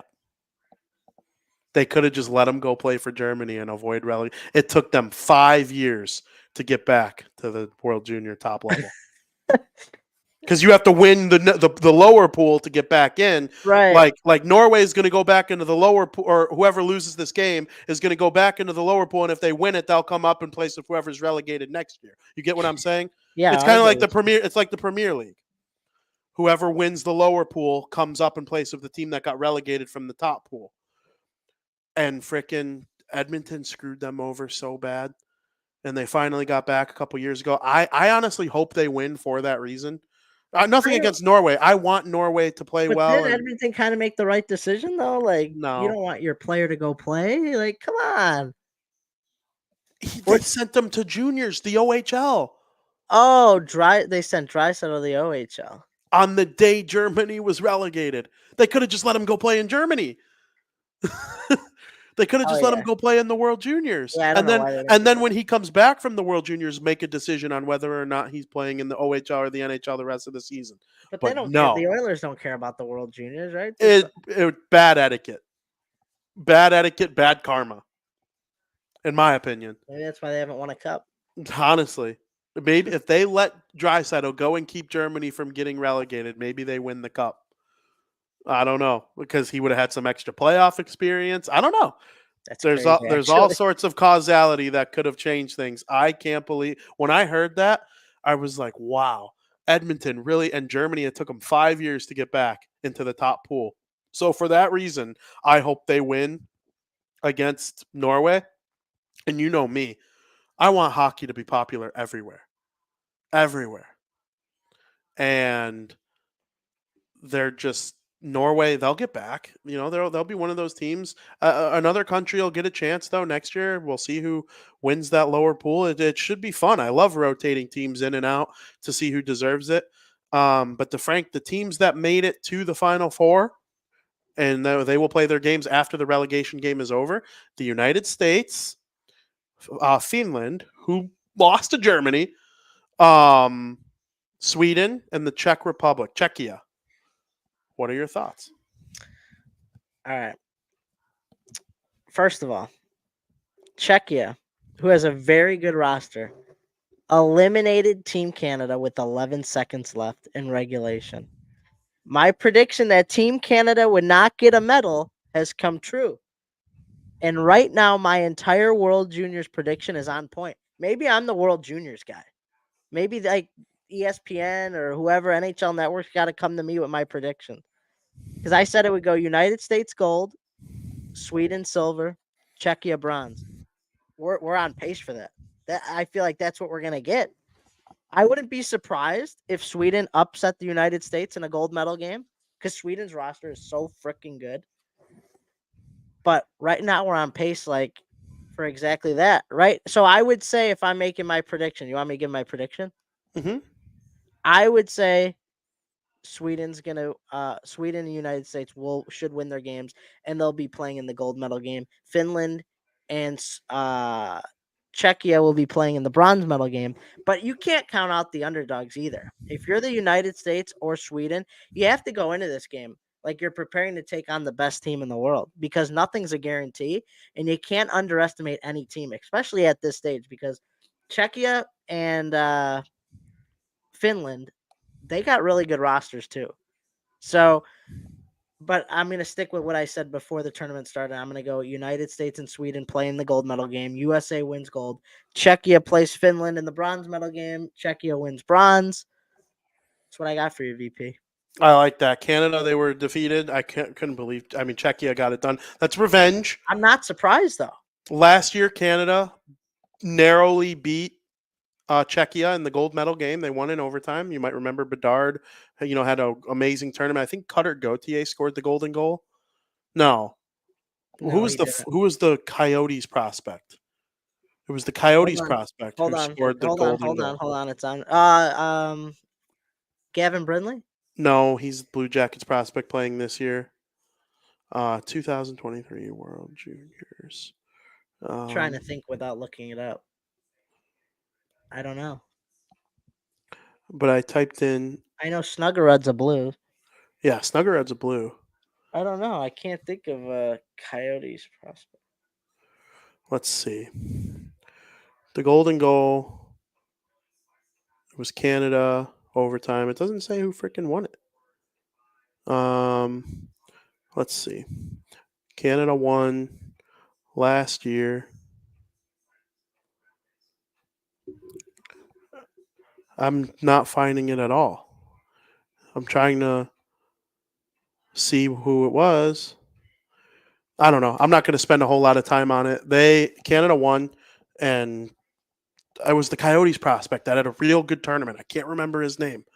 I could actually probably just type in Coyotes top prospects. Coyotes top prospects. Are you talking about on Team Canada? Dylan Gunther. That's why I thought it was Gauthier because it's similar. Yeah, he was on Team Canada, and they won. They beat Czechia in the gold medal game. The craziest game of it all, though, was Switzerland versus Sweden. Sweden took a 2-0 lead, and the Swiss came all the way back and tied. Mm-hmm. It was awesome. Mm-hmm. And they really looked like they had the momentum. I thought Switzerland was going to win. Switzerland 2-0 all time in quarterfinal matchups against Sweden. Stunned to hear that stat. It was the first time Sweden ever won when they scored in overtime. It was our guy, Axel Sandin Palika, who we've talked about a lot on this show. Real good player from the blue line. It was a power play goal in overtime. Sweden moves on. They're a hard team to face. I don't know if they have the offense to keep up with the United States, but then again, they play a real good team game that might shut Team USA's offense down. If Sweden won a 2-1 game, I wouldn't be too surprised. But if Sweden's got a very good team, VP. They do. They're real good. I'd be surprised if they win gold. And that just goes to show my theory on the Swiss. They are a true up-and-coming hockey country, and they play everyone hard. They had one bad game in this tournament. They're real good though. They're up, and when we get to the Olympics, they are not going to be anywhere close to the worst team. When you throw Nico Hischier and Roman Josi and Timo Meyer and Jonas Siegenthaler onto the Olympic team, and then maybe supplement it with some of these guys that were playing in the World Juniors this year that are real good, plus some other players that I'm probably forgetting that are of Swiss nationality. It's going to be fun. And the Final Four, I'm with you. I do think it's going to be the United States versus Sweden in the championship game, but I have a weird feeling about Finland. too. Like if they I don't stun think the so. US, they were 0-2 to start the tournament, and they've just been on fire since. And they've played good teams hard. They beat Sweden in overtime. I think there's more of a chance that Czechia beats Sweden than the U.S. losing to Finland. I think both of those are possible. If the gold medal game was Czechia Finland, I'd be like, That'd be insane. Sweden and the U.S. got shown up. I'd be surprised, but not stunned. You know what I mean? I get what you're saying. Finland, they found it. They have found it. I'm not saying They they're good found enough it. to beat the U.S., but they have, since starting 0-2, they've won 3 straight games over teams a lot of people thought would be better. You never know. They It's beat one and Sweden. done. Yep. They beat Sweden. Awesome game. Their biggest rival. And they beat Slovakia, who I thought for sure was going to beat Finland.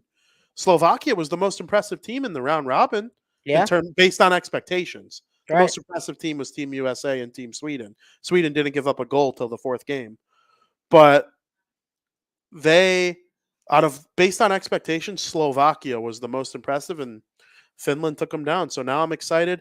Who have been the best players that you've most enjoyed watching so far in this thing? Gavin Brindley and Cutter Gauthier have been unreal this tournament. Freaking told you about Brindley. Gauthier has been, I wasn't out on him though. I wasn't like Should've saying went any top bad 10. things about him. Gauthier has been more of the playmaker here though. Brindley has been more of more of the type of player to send an arrow right through your heart. Like he's just the dagger guy.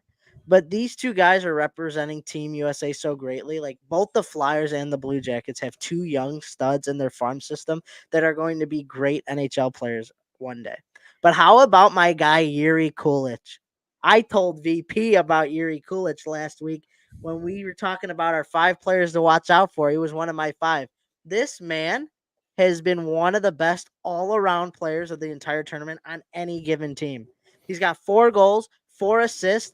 He did contribute on that all-important insurance goal to give Czechia a 2-0 lead over Canada. Canada did fight back. But Kulich, you got to watch out for him in Team Czechia. He is not to be underestimated. But, man, what a sight to behold he is. For those who are unaware who Yuri Kulich is, because I'm sure a lot of, guys following this show might not know who he is because he was drafted a couple of years ago, but he was a first-round draft pick for the Buffalo Sabres in the 2022 NHL entry draft. So there's a lot of talent right now from the NHL shining in these World Juniors. And a lot of these talented players are going to a lot of the up-and-coming teams. Philadelphia, Chicago, the Blue Jackets, Buffalo. Like, we got good talent coming. There's no doubt.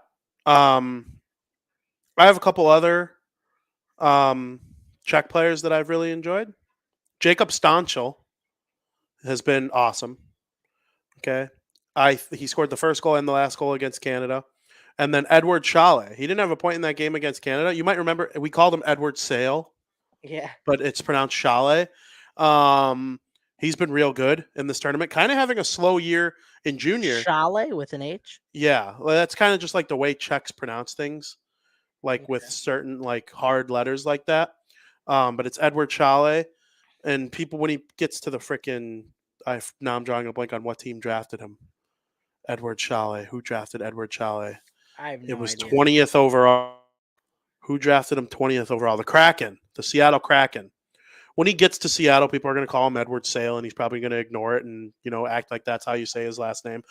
But, I've been impressed with him. All the American guys you touched on, only 2 players on Team Canada were over point per game, which is part of the reason they're out. One of them was a Penguins prospect, Brandon Yeager.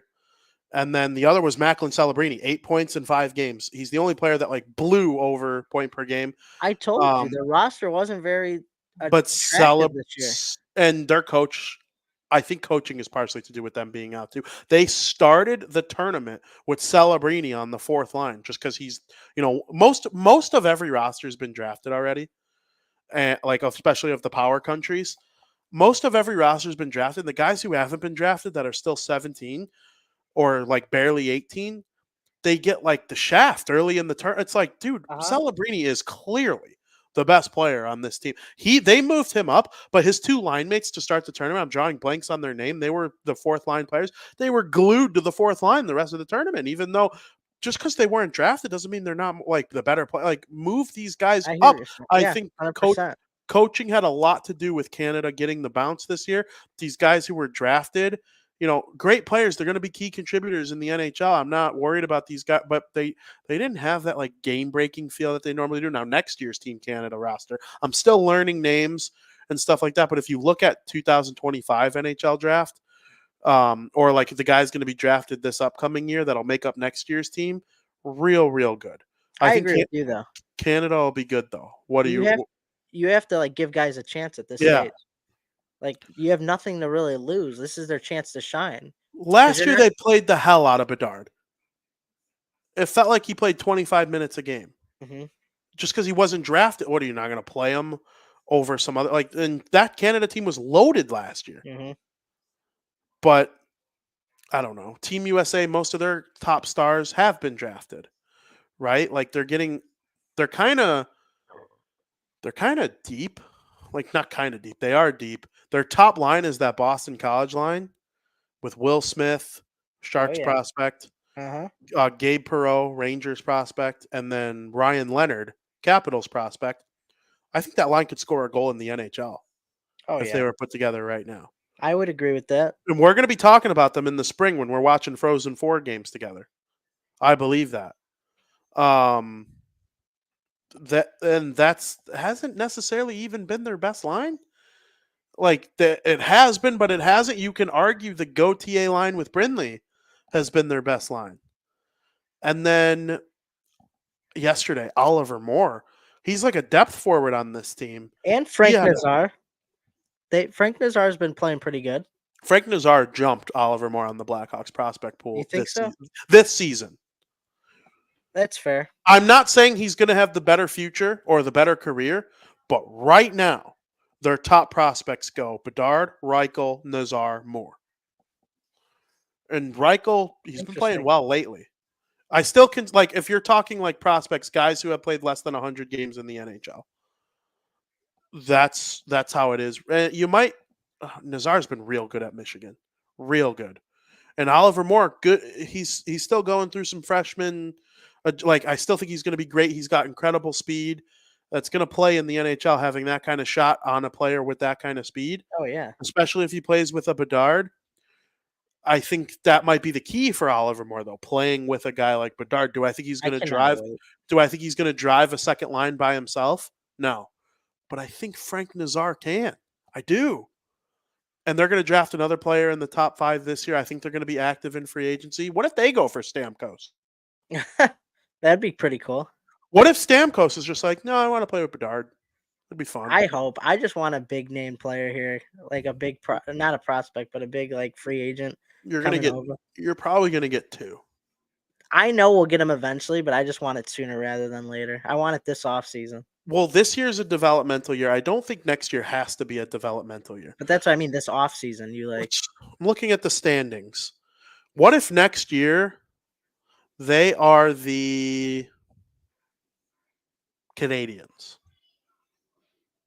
That's a good example. The Canadians, where it's January 3rd and they're 16, 16, and 5. And they're 5 points out of a playoff spot. They're probably not going to make it, but damn, do they play every single game really hard. That's the Canadians right now. The Canadians are going to be dangerous in short order. Wait till you add that. We didn't even talk about Lane Hudson on Team USA. He gets 3 assists every single game they play. You add that to their blue line. Montreal's dangerous soon. And they don't have Kirby Dach right now. Kirby Dach might not be living up to like that 3rd overall pick necessarily. If that draft were redone, he'd probably go like 9th, 10th, or 11th instead. But he's still a damn good player.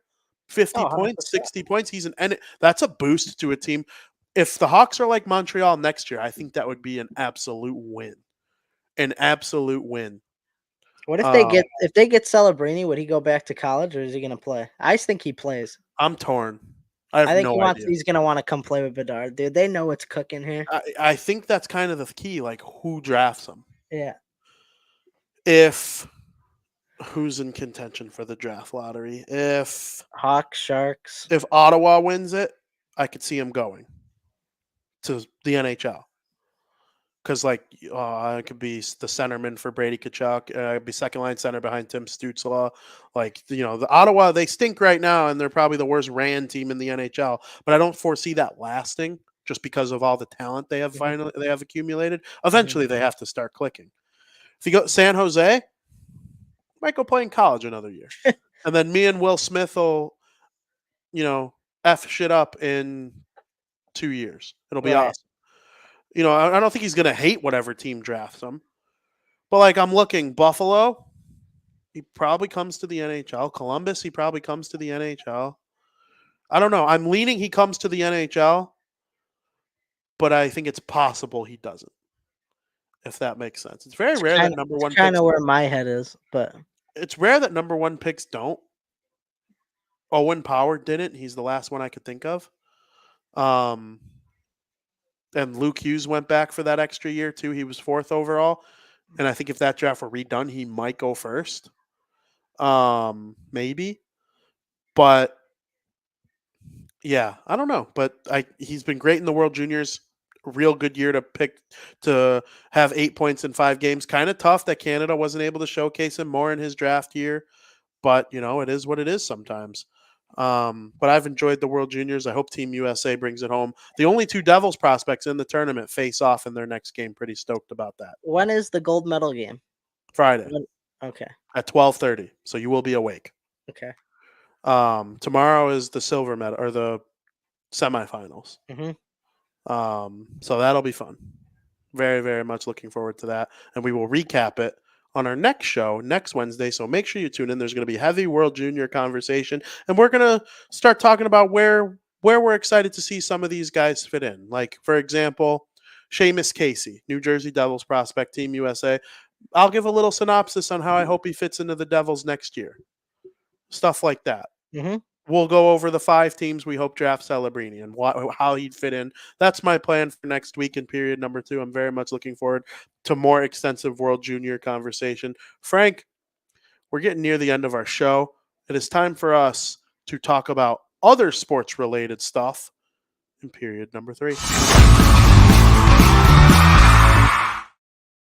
Welcome to period number 3. Frank? Football! No football. Football.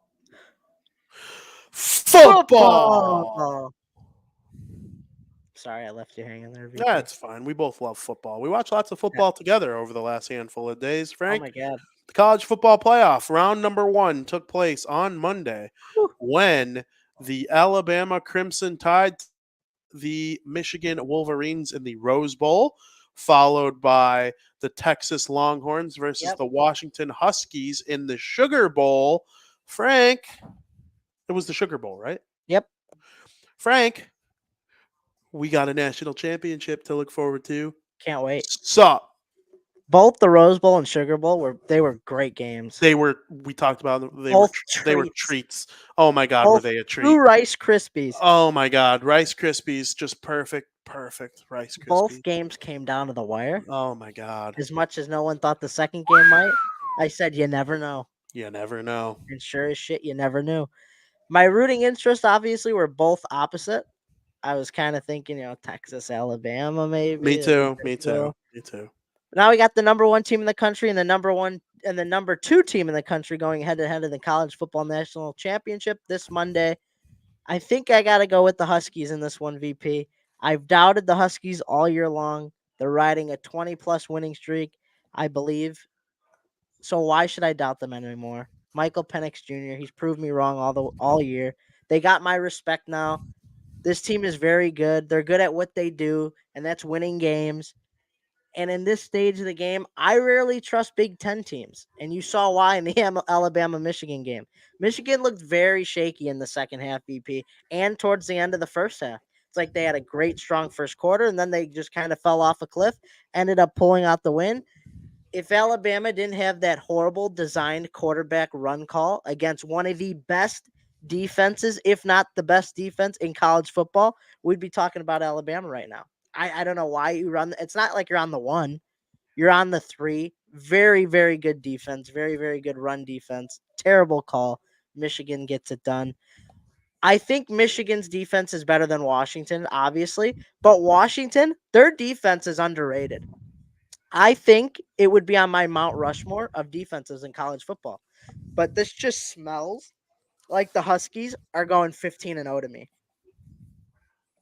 Very interesting. I have doubted both teams all season. Something's got to give. I don't know. I'll throw a prediction out there, but I thought Washington was going to lose to Oregon both times they played them.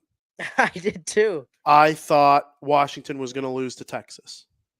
Yeah. I thought Washington was going to lose to Texas when they were up by 3 with 14 seconds left. Me too. Wholeheartedly. Doubted them all season long. I thought Michigan was going to lose to Ohio State. I thought Michigan was going to lose to Alabama. Now I don't know. I have no idea. I really think this is a pick'em. It's an elite offense versus an elite defense. I think the elite offense is going to prevail. I think Washington's going to beat Michigan. Their defense is worse, but their offense is better. Yeah. And they got the better quarterback, in my opinion. That's kind of it for me. You have an advantage at quarterback. You have an advantage in the game. I didn't expect Alabama's quarterback, Milroe, right? Alabama, yeah. I didn't expect him to have less yards than the Florida third stringer in a game that they lost by 60. That is a fact. Go look it up. I know. He played terrible. And so, I still think the committee got it wrong in terms of what's right, but they got it right in terms of we want to produce the best college football playoff possible. We wouldn't have gotten 2 treats. No, we wouldn't have gotten 2 treats. And I'm on both sides. I see both arguments. If I'm talking to a Florida State fan, I'm going to sympathize with them. If I'm talking to one of the 4 fans of the teams that did make it, I'm sympathizing with them. I wholeheartedly think the best team in the whole country, they didn't deserve to make it, and they still didn't make it. Georgia. I think Georgia steamrolls everyone. I do. They killed Florida State. And they would have won the national championship if they were in it. They barely beat Washington. They would have beat anybody. Texas, Alabama, Michigan. They didn't deserve to be in. No. But that's the double standard that the committee, that's my issue with them. They didn't deserve to be in, so they kept him out. Florida State did deserve to be in, but they also kept him out. So, where's the continuity? There's not, VP. The 4 teams that deserved to get in my opinion, were Florida State, Washington, Michigan, Alabama. Texas is more fun than Florida State. They provided more of a treat. Georgia's better than all of them. But that would have been my top 4 based on what's right, based on what we deserve as college football fans, though, for a good old spicy treat. I would have put the 4 that did make it. We would have been on the couch asleep if Florida State was in there. Correct. I would have been playing pool still. Yep. Agreed. But I get what you're saying. What's right is right in that term. But as long as the committee's around, it'll never be what is right. I'm just forewarning you. Well, we're going to 12. That is true, but there's still going to be arguments for 13 and 12. 13. North Carolina should have got in at 12, but they're 13. But I'm not be as devastated because there won't be any undefeated teams down at 13 or 12. Undefeated conference champions are not going to get booted. We're going to be splitting hairs with a couple 1-loss, 2-loss teams that lost the championship game. I don't care about that. That's why I don't think I'll ever be as fired up about the college football playoff and the results. If it stayed at 4, it would never happen, though. No. The committee would just always do what's best for the ratings. Yes. So we'll see. That's fun. I can't Frank, wait for 12 teams. So you think Michigan takes an L to Washington? That's your prediction? I do. All right. Very good. Very good. And you too? Yes. But I'm fully anticipating coming and talking about how Michigan are the national champions for the first time in however long when we return to Bardown next week, because I do think it's possible. Oh, of course it's possible. They're the number one team in the country. I think it's more possible than the Bruins making the playoffs. No, that's not true. I was gonna say no. I'm literally 51-49 on it, though. Like, if Washington got a slight injury in practice to like the third wide receiver, I might flip to Michigan. I'm 70-30 Okay. in favor of Washington. Now, that scares me because everything you've said about Washington so far this season has been Maybe wrong. this is just my plan. My problem, To take though, them and make sure they lose. Is 90% of the things I've said about Michigan so far this season have been wrong. So something's got to give. Got to give, VP. Something's got to give. Who will be the champion of being wrong this year, Vinny or Frankie? We'll see. We'll have an answer. Well, I not mean, really, because we both got some mediumly bad hockey takes that we're sitting on right now, and I can't wait to like make fun of each other at the end of the season. my World Junior hockey takes have been on fire. They certainly have. An upset for Team Canada. Let me just bow down for that. Let me just Yeah. bow for that one. And then, like, if we talk about my Pittsburgh Penguins prediction, Yeah. everyone will want to laugh in my face. But then if we want to talk about your Florida Panthers prediction, everyone will laugh in your face. Like, that's why hot takes. That's why gambling is so hard, though, too. But that's also why they're called hot takes, right? But, like, Frank is thinking that the team with 7 Hall of Famers on it is going to be like a bona fide playoff team, a hot take. Yeah, because they're slow. You know what? Fair. Fair. I got nothing. Fair. Frank, the NFL had a good week. Oh, yeah. Loved a lot of the games. I can't wait for week 18. Really? Oh, my God. Oh, yeah. There's one major in the world of Frankie Mueller. But I'm seeing Mahomes benched, Lamar benched. That sucks that Lamar's benched because Steelers-Ravens is always a good game. I know, but I mean, it's freaking like it's going to be a good game anyway, though. It's good. I think Steelers are going to win, I think. It's huge for them. It's a must-win. Part of me hopes they do because I want the Ravens already got the number 1 seed, and I want nothing but respect for Lamar. I hate people who doubt Lamar. This is going to be his second MVP. So anybody who doubts Lamar Jackson's abilities in front of me going forward it's just going to be assumed right here that they don't pay attention to football very well. So like I'm happy that they got the number 1 seed. They've been great. He's already won a playoff game. We'll see what they're able to do this year. But I think because they got the number 1 seed locked up, I think I'll root for our Steelers. I like Pittsburgh. Pittsburgh's one of my favorite towns in the U. If Lamar needed the number 1 seed, I would root for them. Oh, get the hell out of here! No, I would because I'm still a Steelers guy. I got to root for the Steelers. I know, and I'll never like Baltimore more than I like Pittsburgh. Never. But I mean, I honestly think I could win $1 billion on a slot machine in Baltimore and still like Pittsburgh more. But I want Lamar to have respect. I'd be saying the same thing if Lamar was. He's got my respect. He is a top 5 quarterback. He's top 3 right. He's top 3 right now. Absolutely. He's got respect. This season he's been one.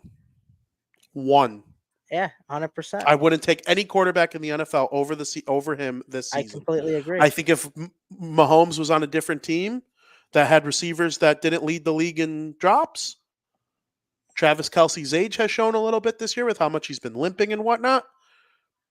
I still probably would take Mahomes in the long term, but Lamar, elite of the elite. And I love seeing it. So go Baltimore when Lamar is playing, and it's not one against one of my favorite teams. But in terms of who I like more, no, it's Pittsburgh by far. If it were the Super Bowl or the AFC title game, I'd be rooting for Pittsburgh. We have a little bit of a problem, though, VP. What's that?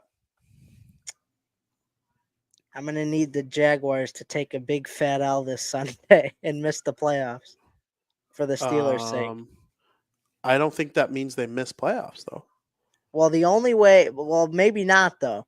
But the only way the Steelers could get in is with a win and either a Jaguars loss or a Bills loss. And I don't want the Bills to lose because then they won't make the playoffs. Well, the Jags are probably going to lose.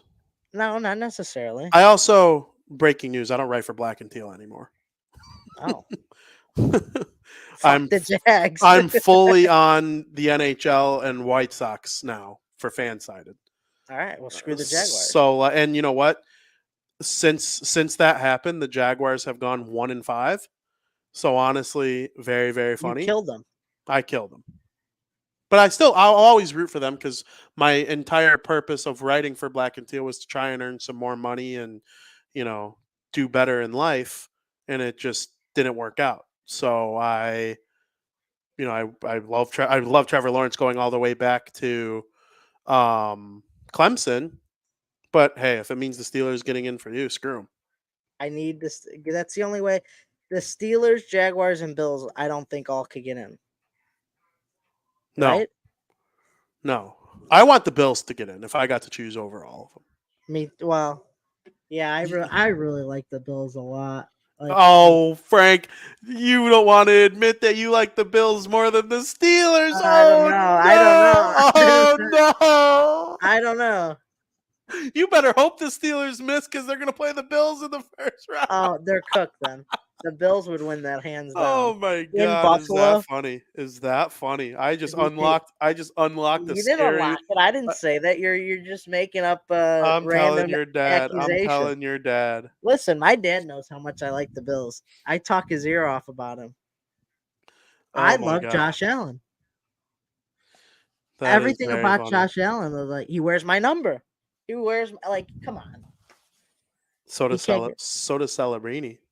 And Bedard wears the year I was. Come on, dude. It's just everything. He shares the birthday. Everything's falling into place. You Super know Bowl what? champs, the Buffalo Bills. Thank you. I hope. Unless they play Lamar. I hope he rips them to shreds. Good game that would be. You though. gotta beat the best to be the best. So I want Lamar to play the Bills. Give me Lamar. Now, if Lamar won, would you hate him and root against him in the Super No. Bowl? Okay. But I'm not a big. I like Lamar Jackson. I'm not a big Ravens fan though, because of my love for the Steelers. Yeah, I get that. But I like Lamar Jackson. Like he is one of the best. He has my respect. I think he was like the 5th quarterback taken in his draft class too. That's crazy. And the only one here. Now I will say, if we're talking about fantasy, I'm taking Josh Allen 100% over Me Lamar. too. The stats are there. He's the number 1 rated fantasy quarterback because he's just a throwing machine. Lamar Jackson gets a lot of his points with his legs. Yeah, I agree. Okay, quarterbacks taken over Lamar Jackson. Baker Mayfield, Sam Darnold, Oh God. Josh Allen, Josh Rosen, and that's it. I'll vie for Josh Allen. It's not terrible to take Josh Allen. It's not. Two It's great not. elite quarterbacks. Like Yeah. I do think Josh Allen's still elite. He could get there again. He might not have been elite this year, but he could get there. Yeah, I still would probably take Josh Allen long term 100%. because of durability. He's built better. Yeah. He is like the true definition of a Buffalo Bill. Like he'll mow over anybody. Yeah. Lamar's not going to do that. He'll just outrun you, dude. He's just so fast. He's so good with his legs. It fast. Is unbelievable. Like you see him like step back. He's so quick, and then he's just gone. Josh Allen won't do that, but I would take Lamar Jackson in his prime over Michael Vick. I would have to agree. Which is saying something, because I think before Lamar, Michael Vick was the greatest mobile quarterback of all time, at least for the 2 or 3 years where he was like at the top of his prime. I also think he was a little overrated in my opinion. Not before the whole off the field thing. Before the off the field thing, he was good, but he was just too much talked about. It was just a little much for me. It was new. It was new. There was no quarterback like him till him. He's the first quarterback to ever run for 1,000 yards. Like there was nothing like him until he came around. And then people started to hate him because of what he did, and rightfully so. You know, he went to prison and served his time, and he came back to the NFL, and he was still pretty good when he came to the Eagles, but he wasn't like he was with the Falcons. With the Falcons, I would say he was now the second best running quarterback of all time.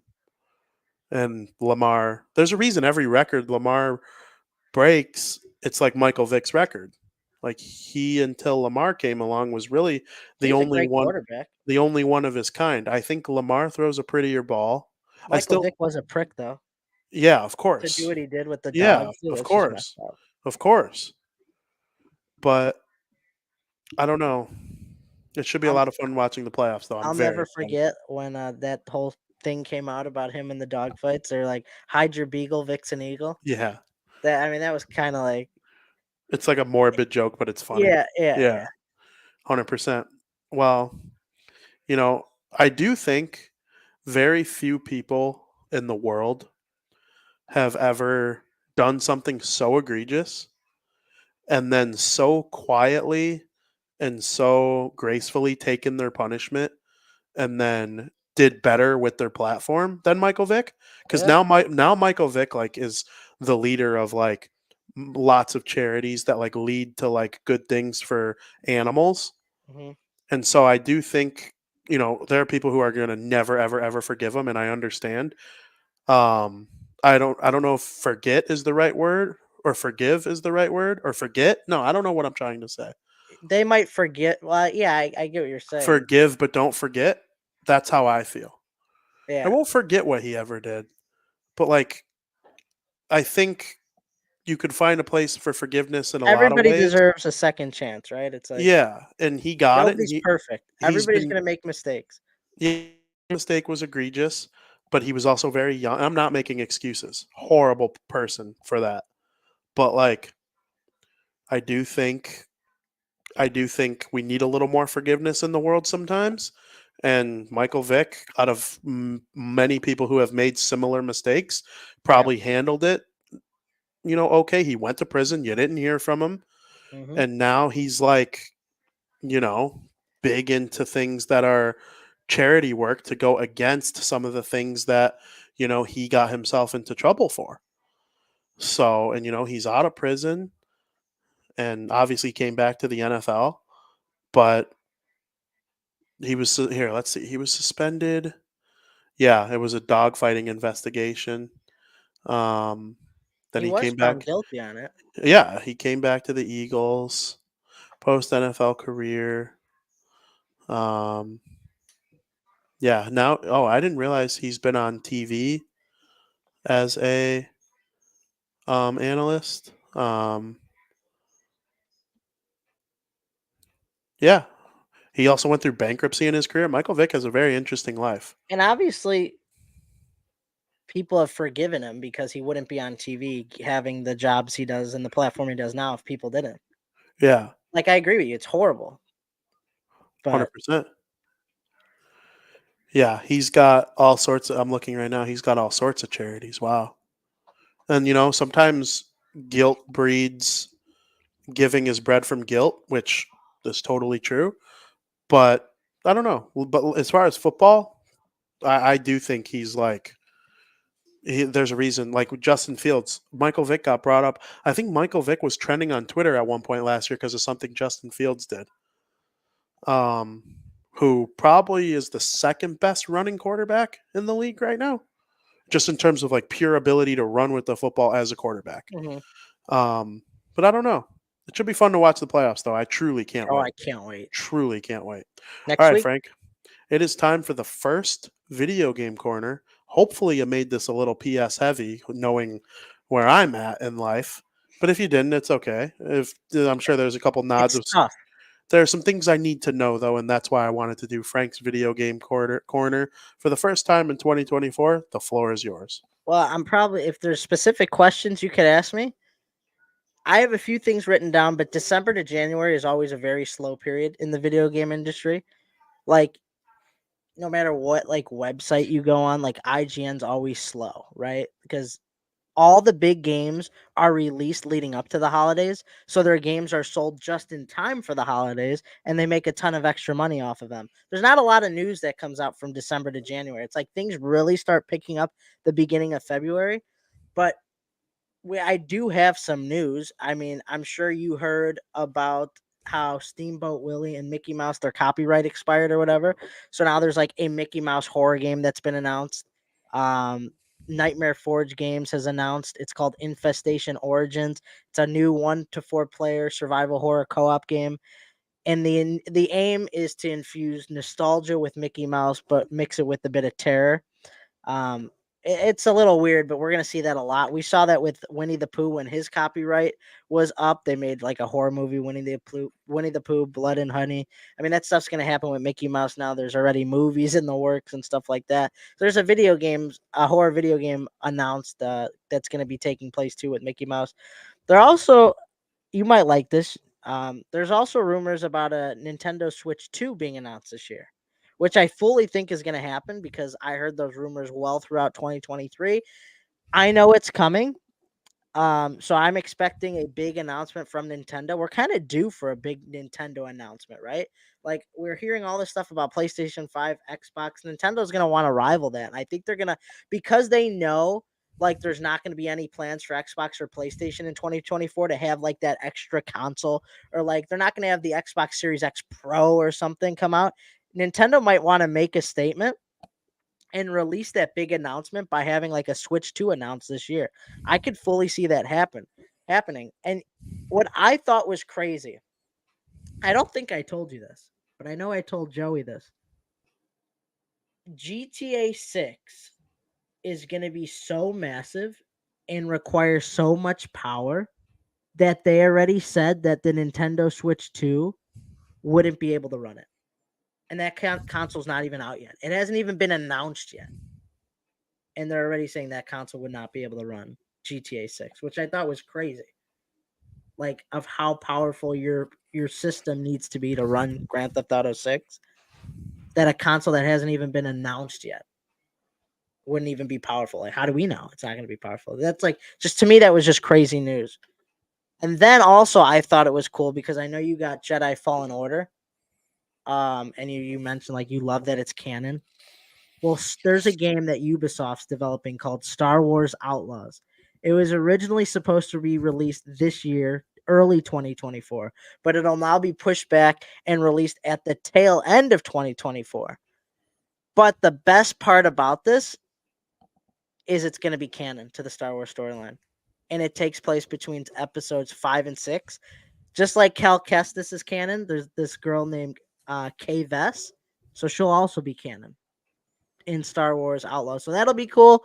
I love that they're making canon video games because it gets more people playing them. It's opening up people who might not have been video game players to playing video games because they want to get the most out of the Star Wars story. I love that. So other than that, I mean, it's a real dry spell right now in the video game world. If you have questions that I maybe can answer, throw them at me. I am still very new to the PlayStation game. I have like 4 hours logged into the Call of Duty, but tomorrow I'm gonna really like learn my console.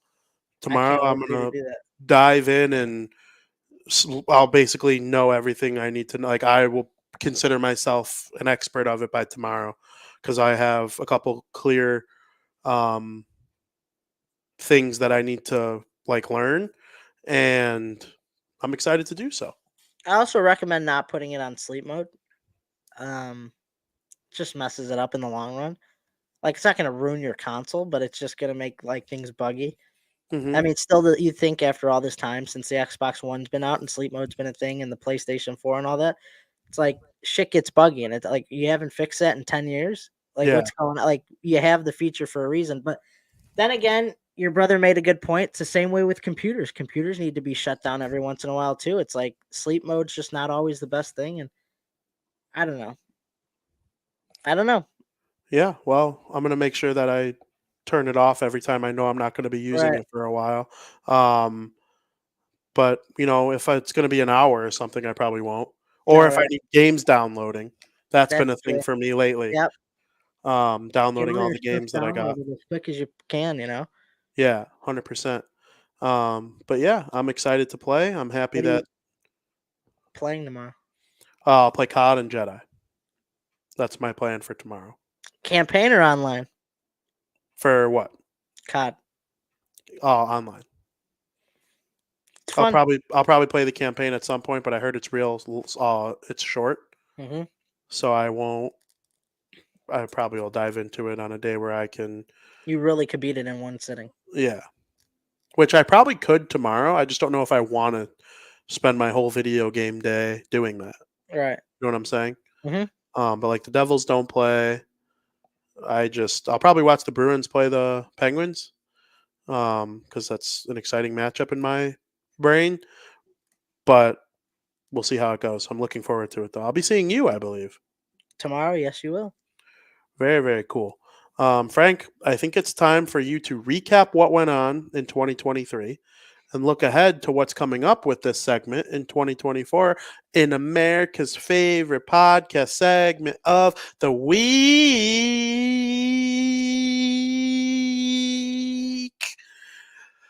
Breaking Bets.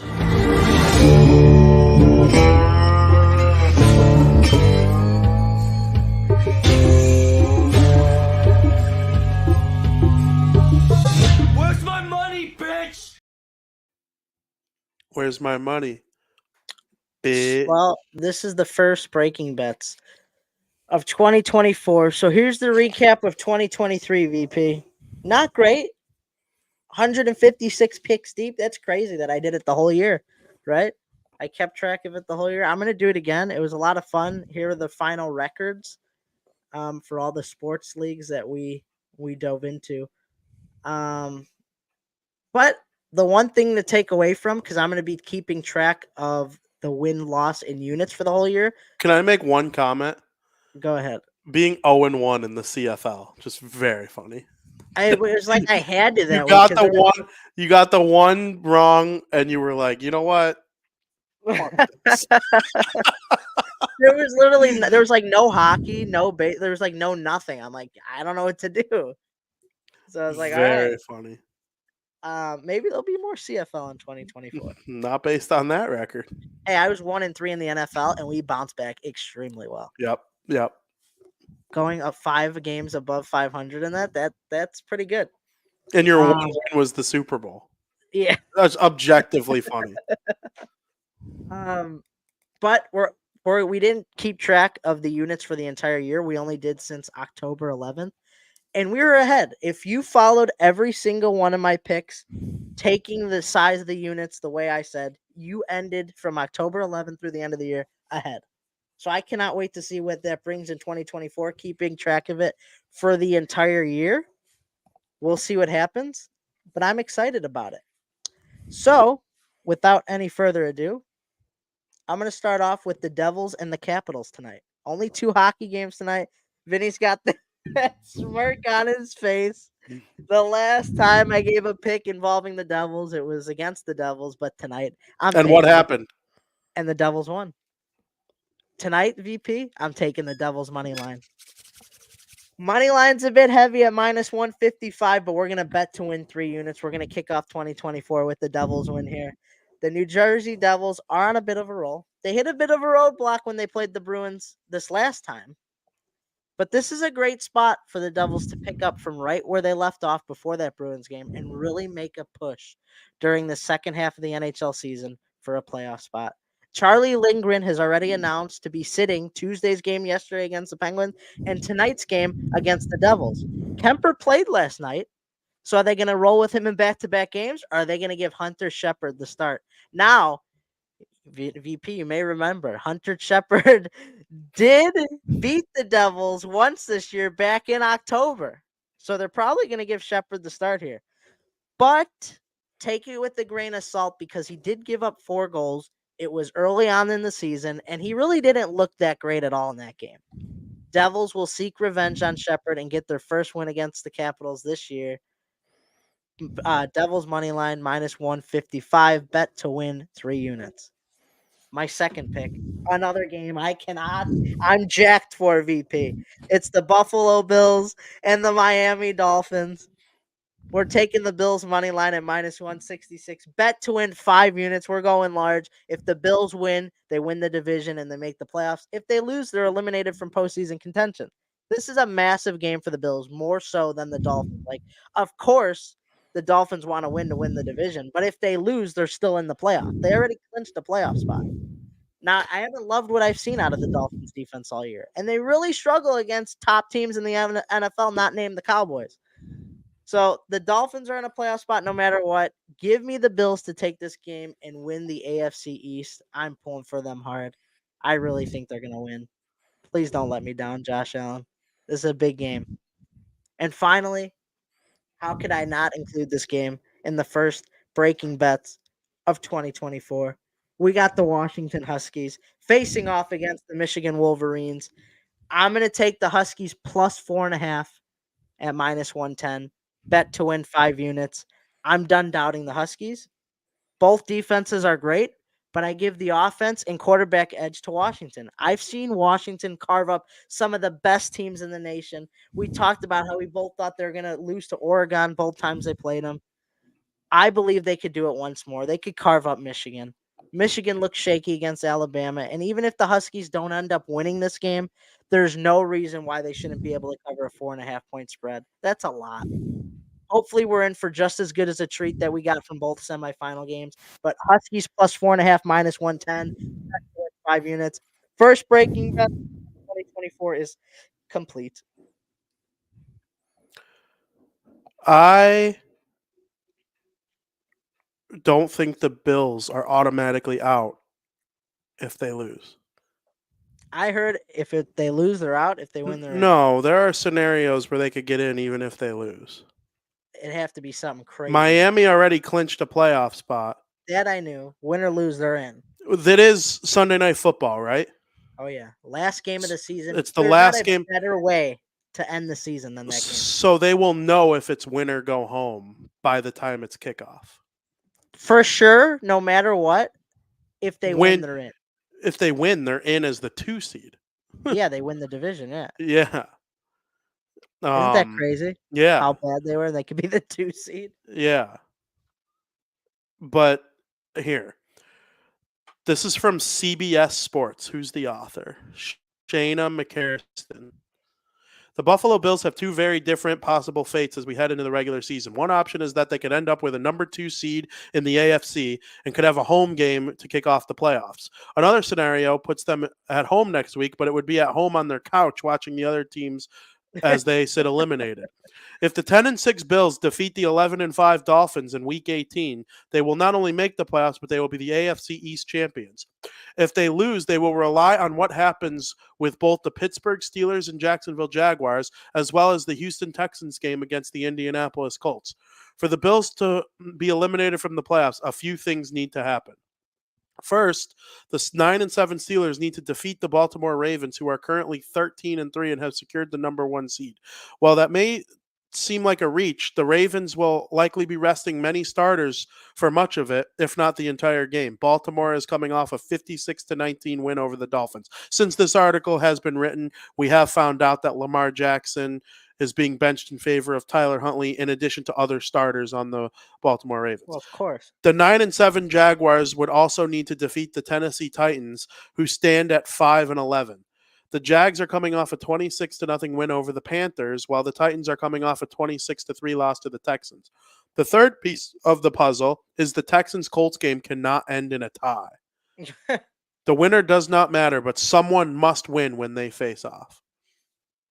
So it's like Buffalo's making the playoffs.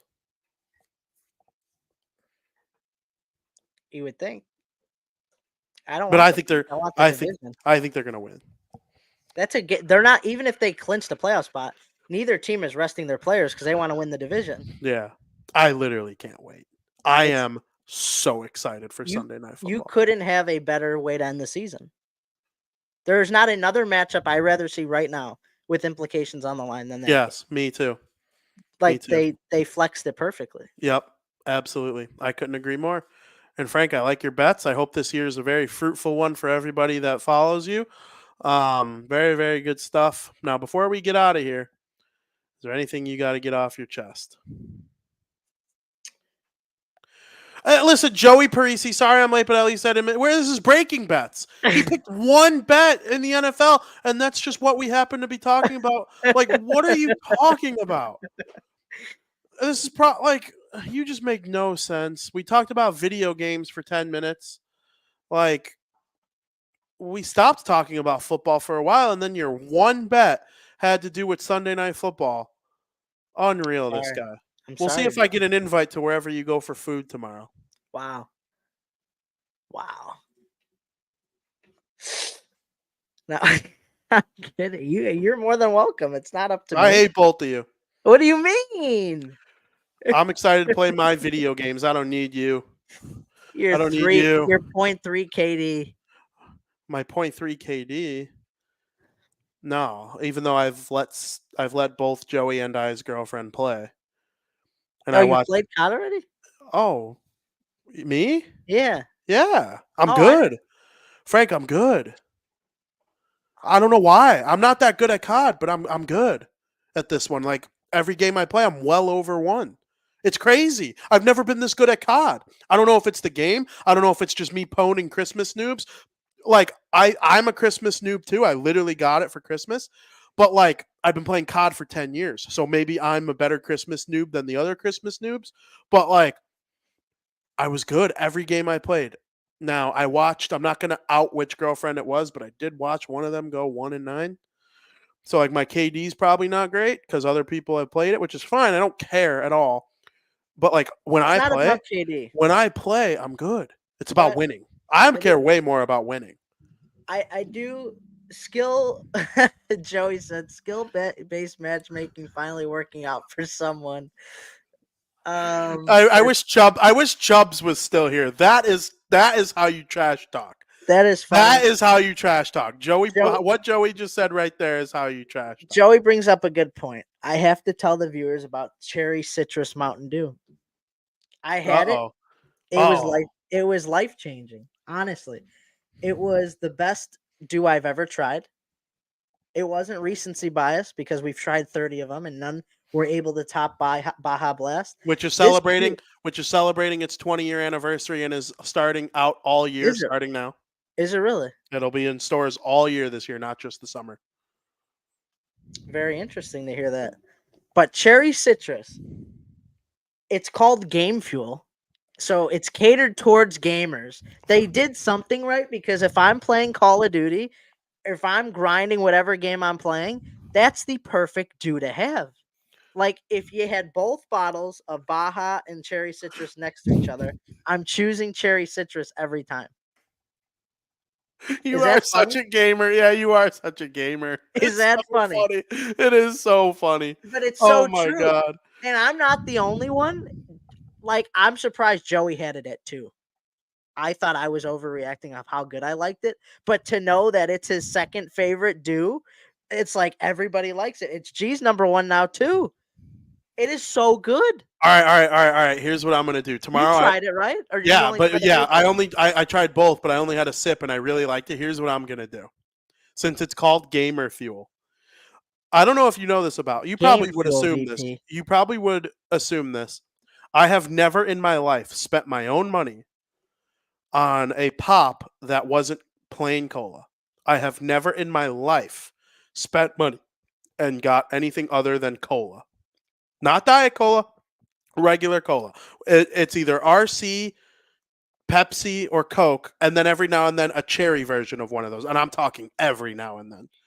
But I've never not gotten plain cola with my own money. I've drinking other people's Sprite and other people's Dew and stuff like that. I have never spent my own I money hear it. I could believe it, kind of.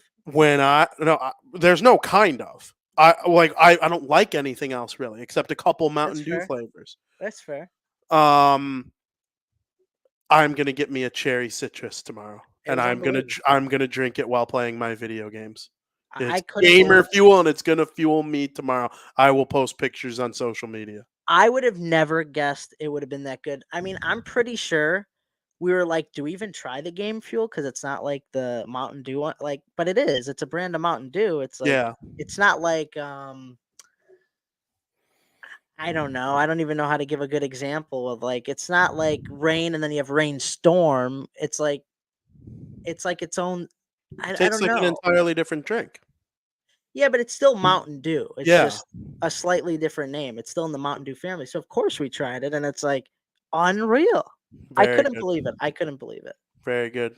Are you gonna Oh, get more of it? that's what I was thinking of, Jay. It's not like Mountain Dew Kickstart. Mountain Oh, Dew Kickstarts is like own thing. This is still, even though it's Game Fuel, it's still Mountain Dew. yeah. So yeah, I mean, When are you gonna be having it next? honestly, the next time I'm at the store, I'll probably buy it. I wish they made it in zero because I would get it in zero because I like to try them in zero. But I think because it's a Game Fuel, I don't think they ever will. I could be wrong. Do they only sell like the bottles of it, or can you get it in cans? That I don't know. I've only ever seen it in the bottles. Okay. Will you be able to get it 10 Oh, years from now? actually, I have seen it in cans at Jewel. Oh, perfect. I have seen it in cans. Have but you? I haven't seen it in zero sugar. Will you be able to get it in 10 years? I'm worried now That's because they filter these out. Like you go to the store, a lot of the ones on our list that we've tried, we can't get. okay. That's tough. I haven't seen Shark Bite, but then again, I haven't gone to Walmart, and I think that's a Walmart exclusive. Maybe you can though. But I'm pretty sure Game Fuel has been around, if I'm not mistaken, in the past. And I don't think these are the same flavors that they were in the past. So I'm praying that they stay around. I'm hoping everybody liked them as much as we did, because if they get enough good feedback, they'll stick around, right? Isn't that how Mhm. Baja became a thing? Everybody loved Baja from Taco Bell, and now it's in stores. Yeah, that's true. So I'm hoping that's kind of what happened. Well, write your tweets. Let them know that you love it. That's the only thing I could think of. And I will say I did complete my first gold gun in Modern Warfare 3. Wow. Congrats. Very good. Excited. Maybe we'll just have a whole gamer period soon. And we'll like really dive into the nitty gritty of what we're doing lately. Frank, this was an incredible show. I had a lot of fun doing it. To everybody in the chat, even Chubbs, even Joey. Hey, Chubb says he loves you. Yeah, he doesn't.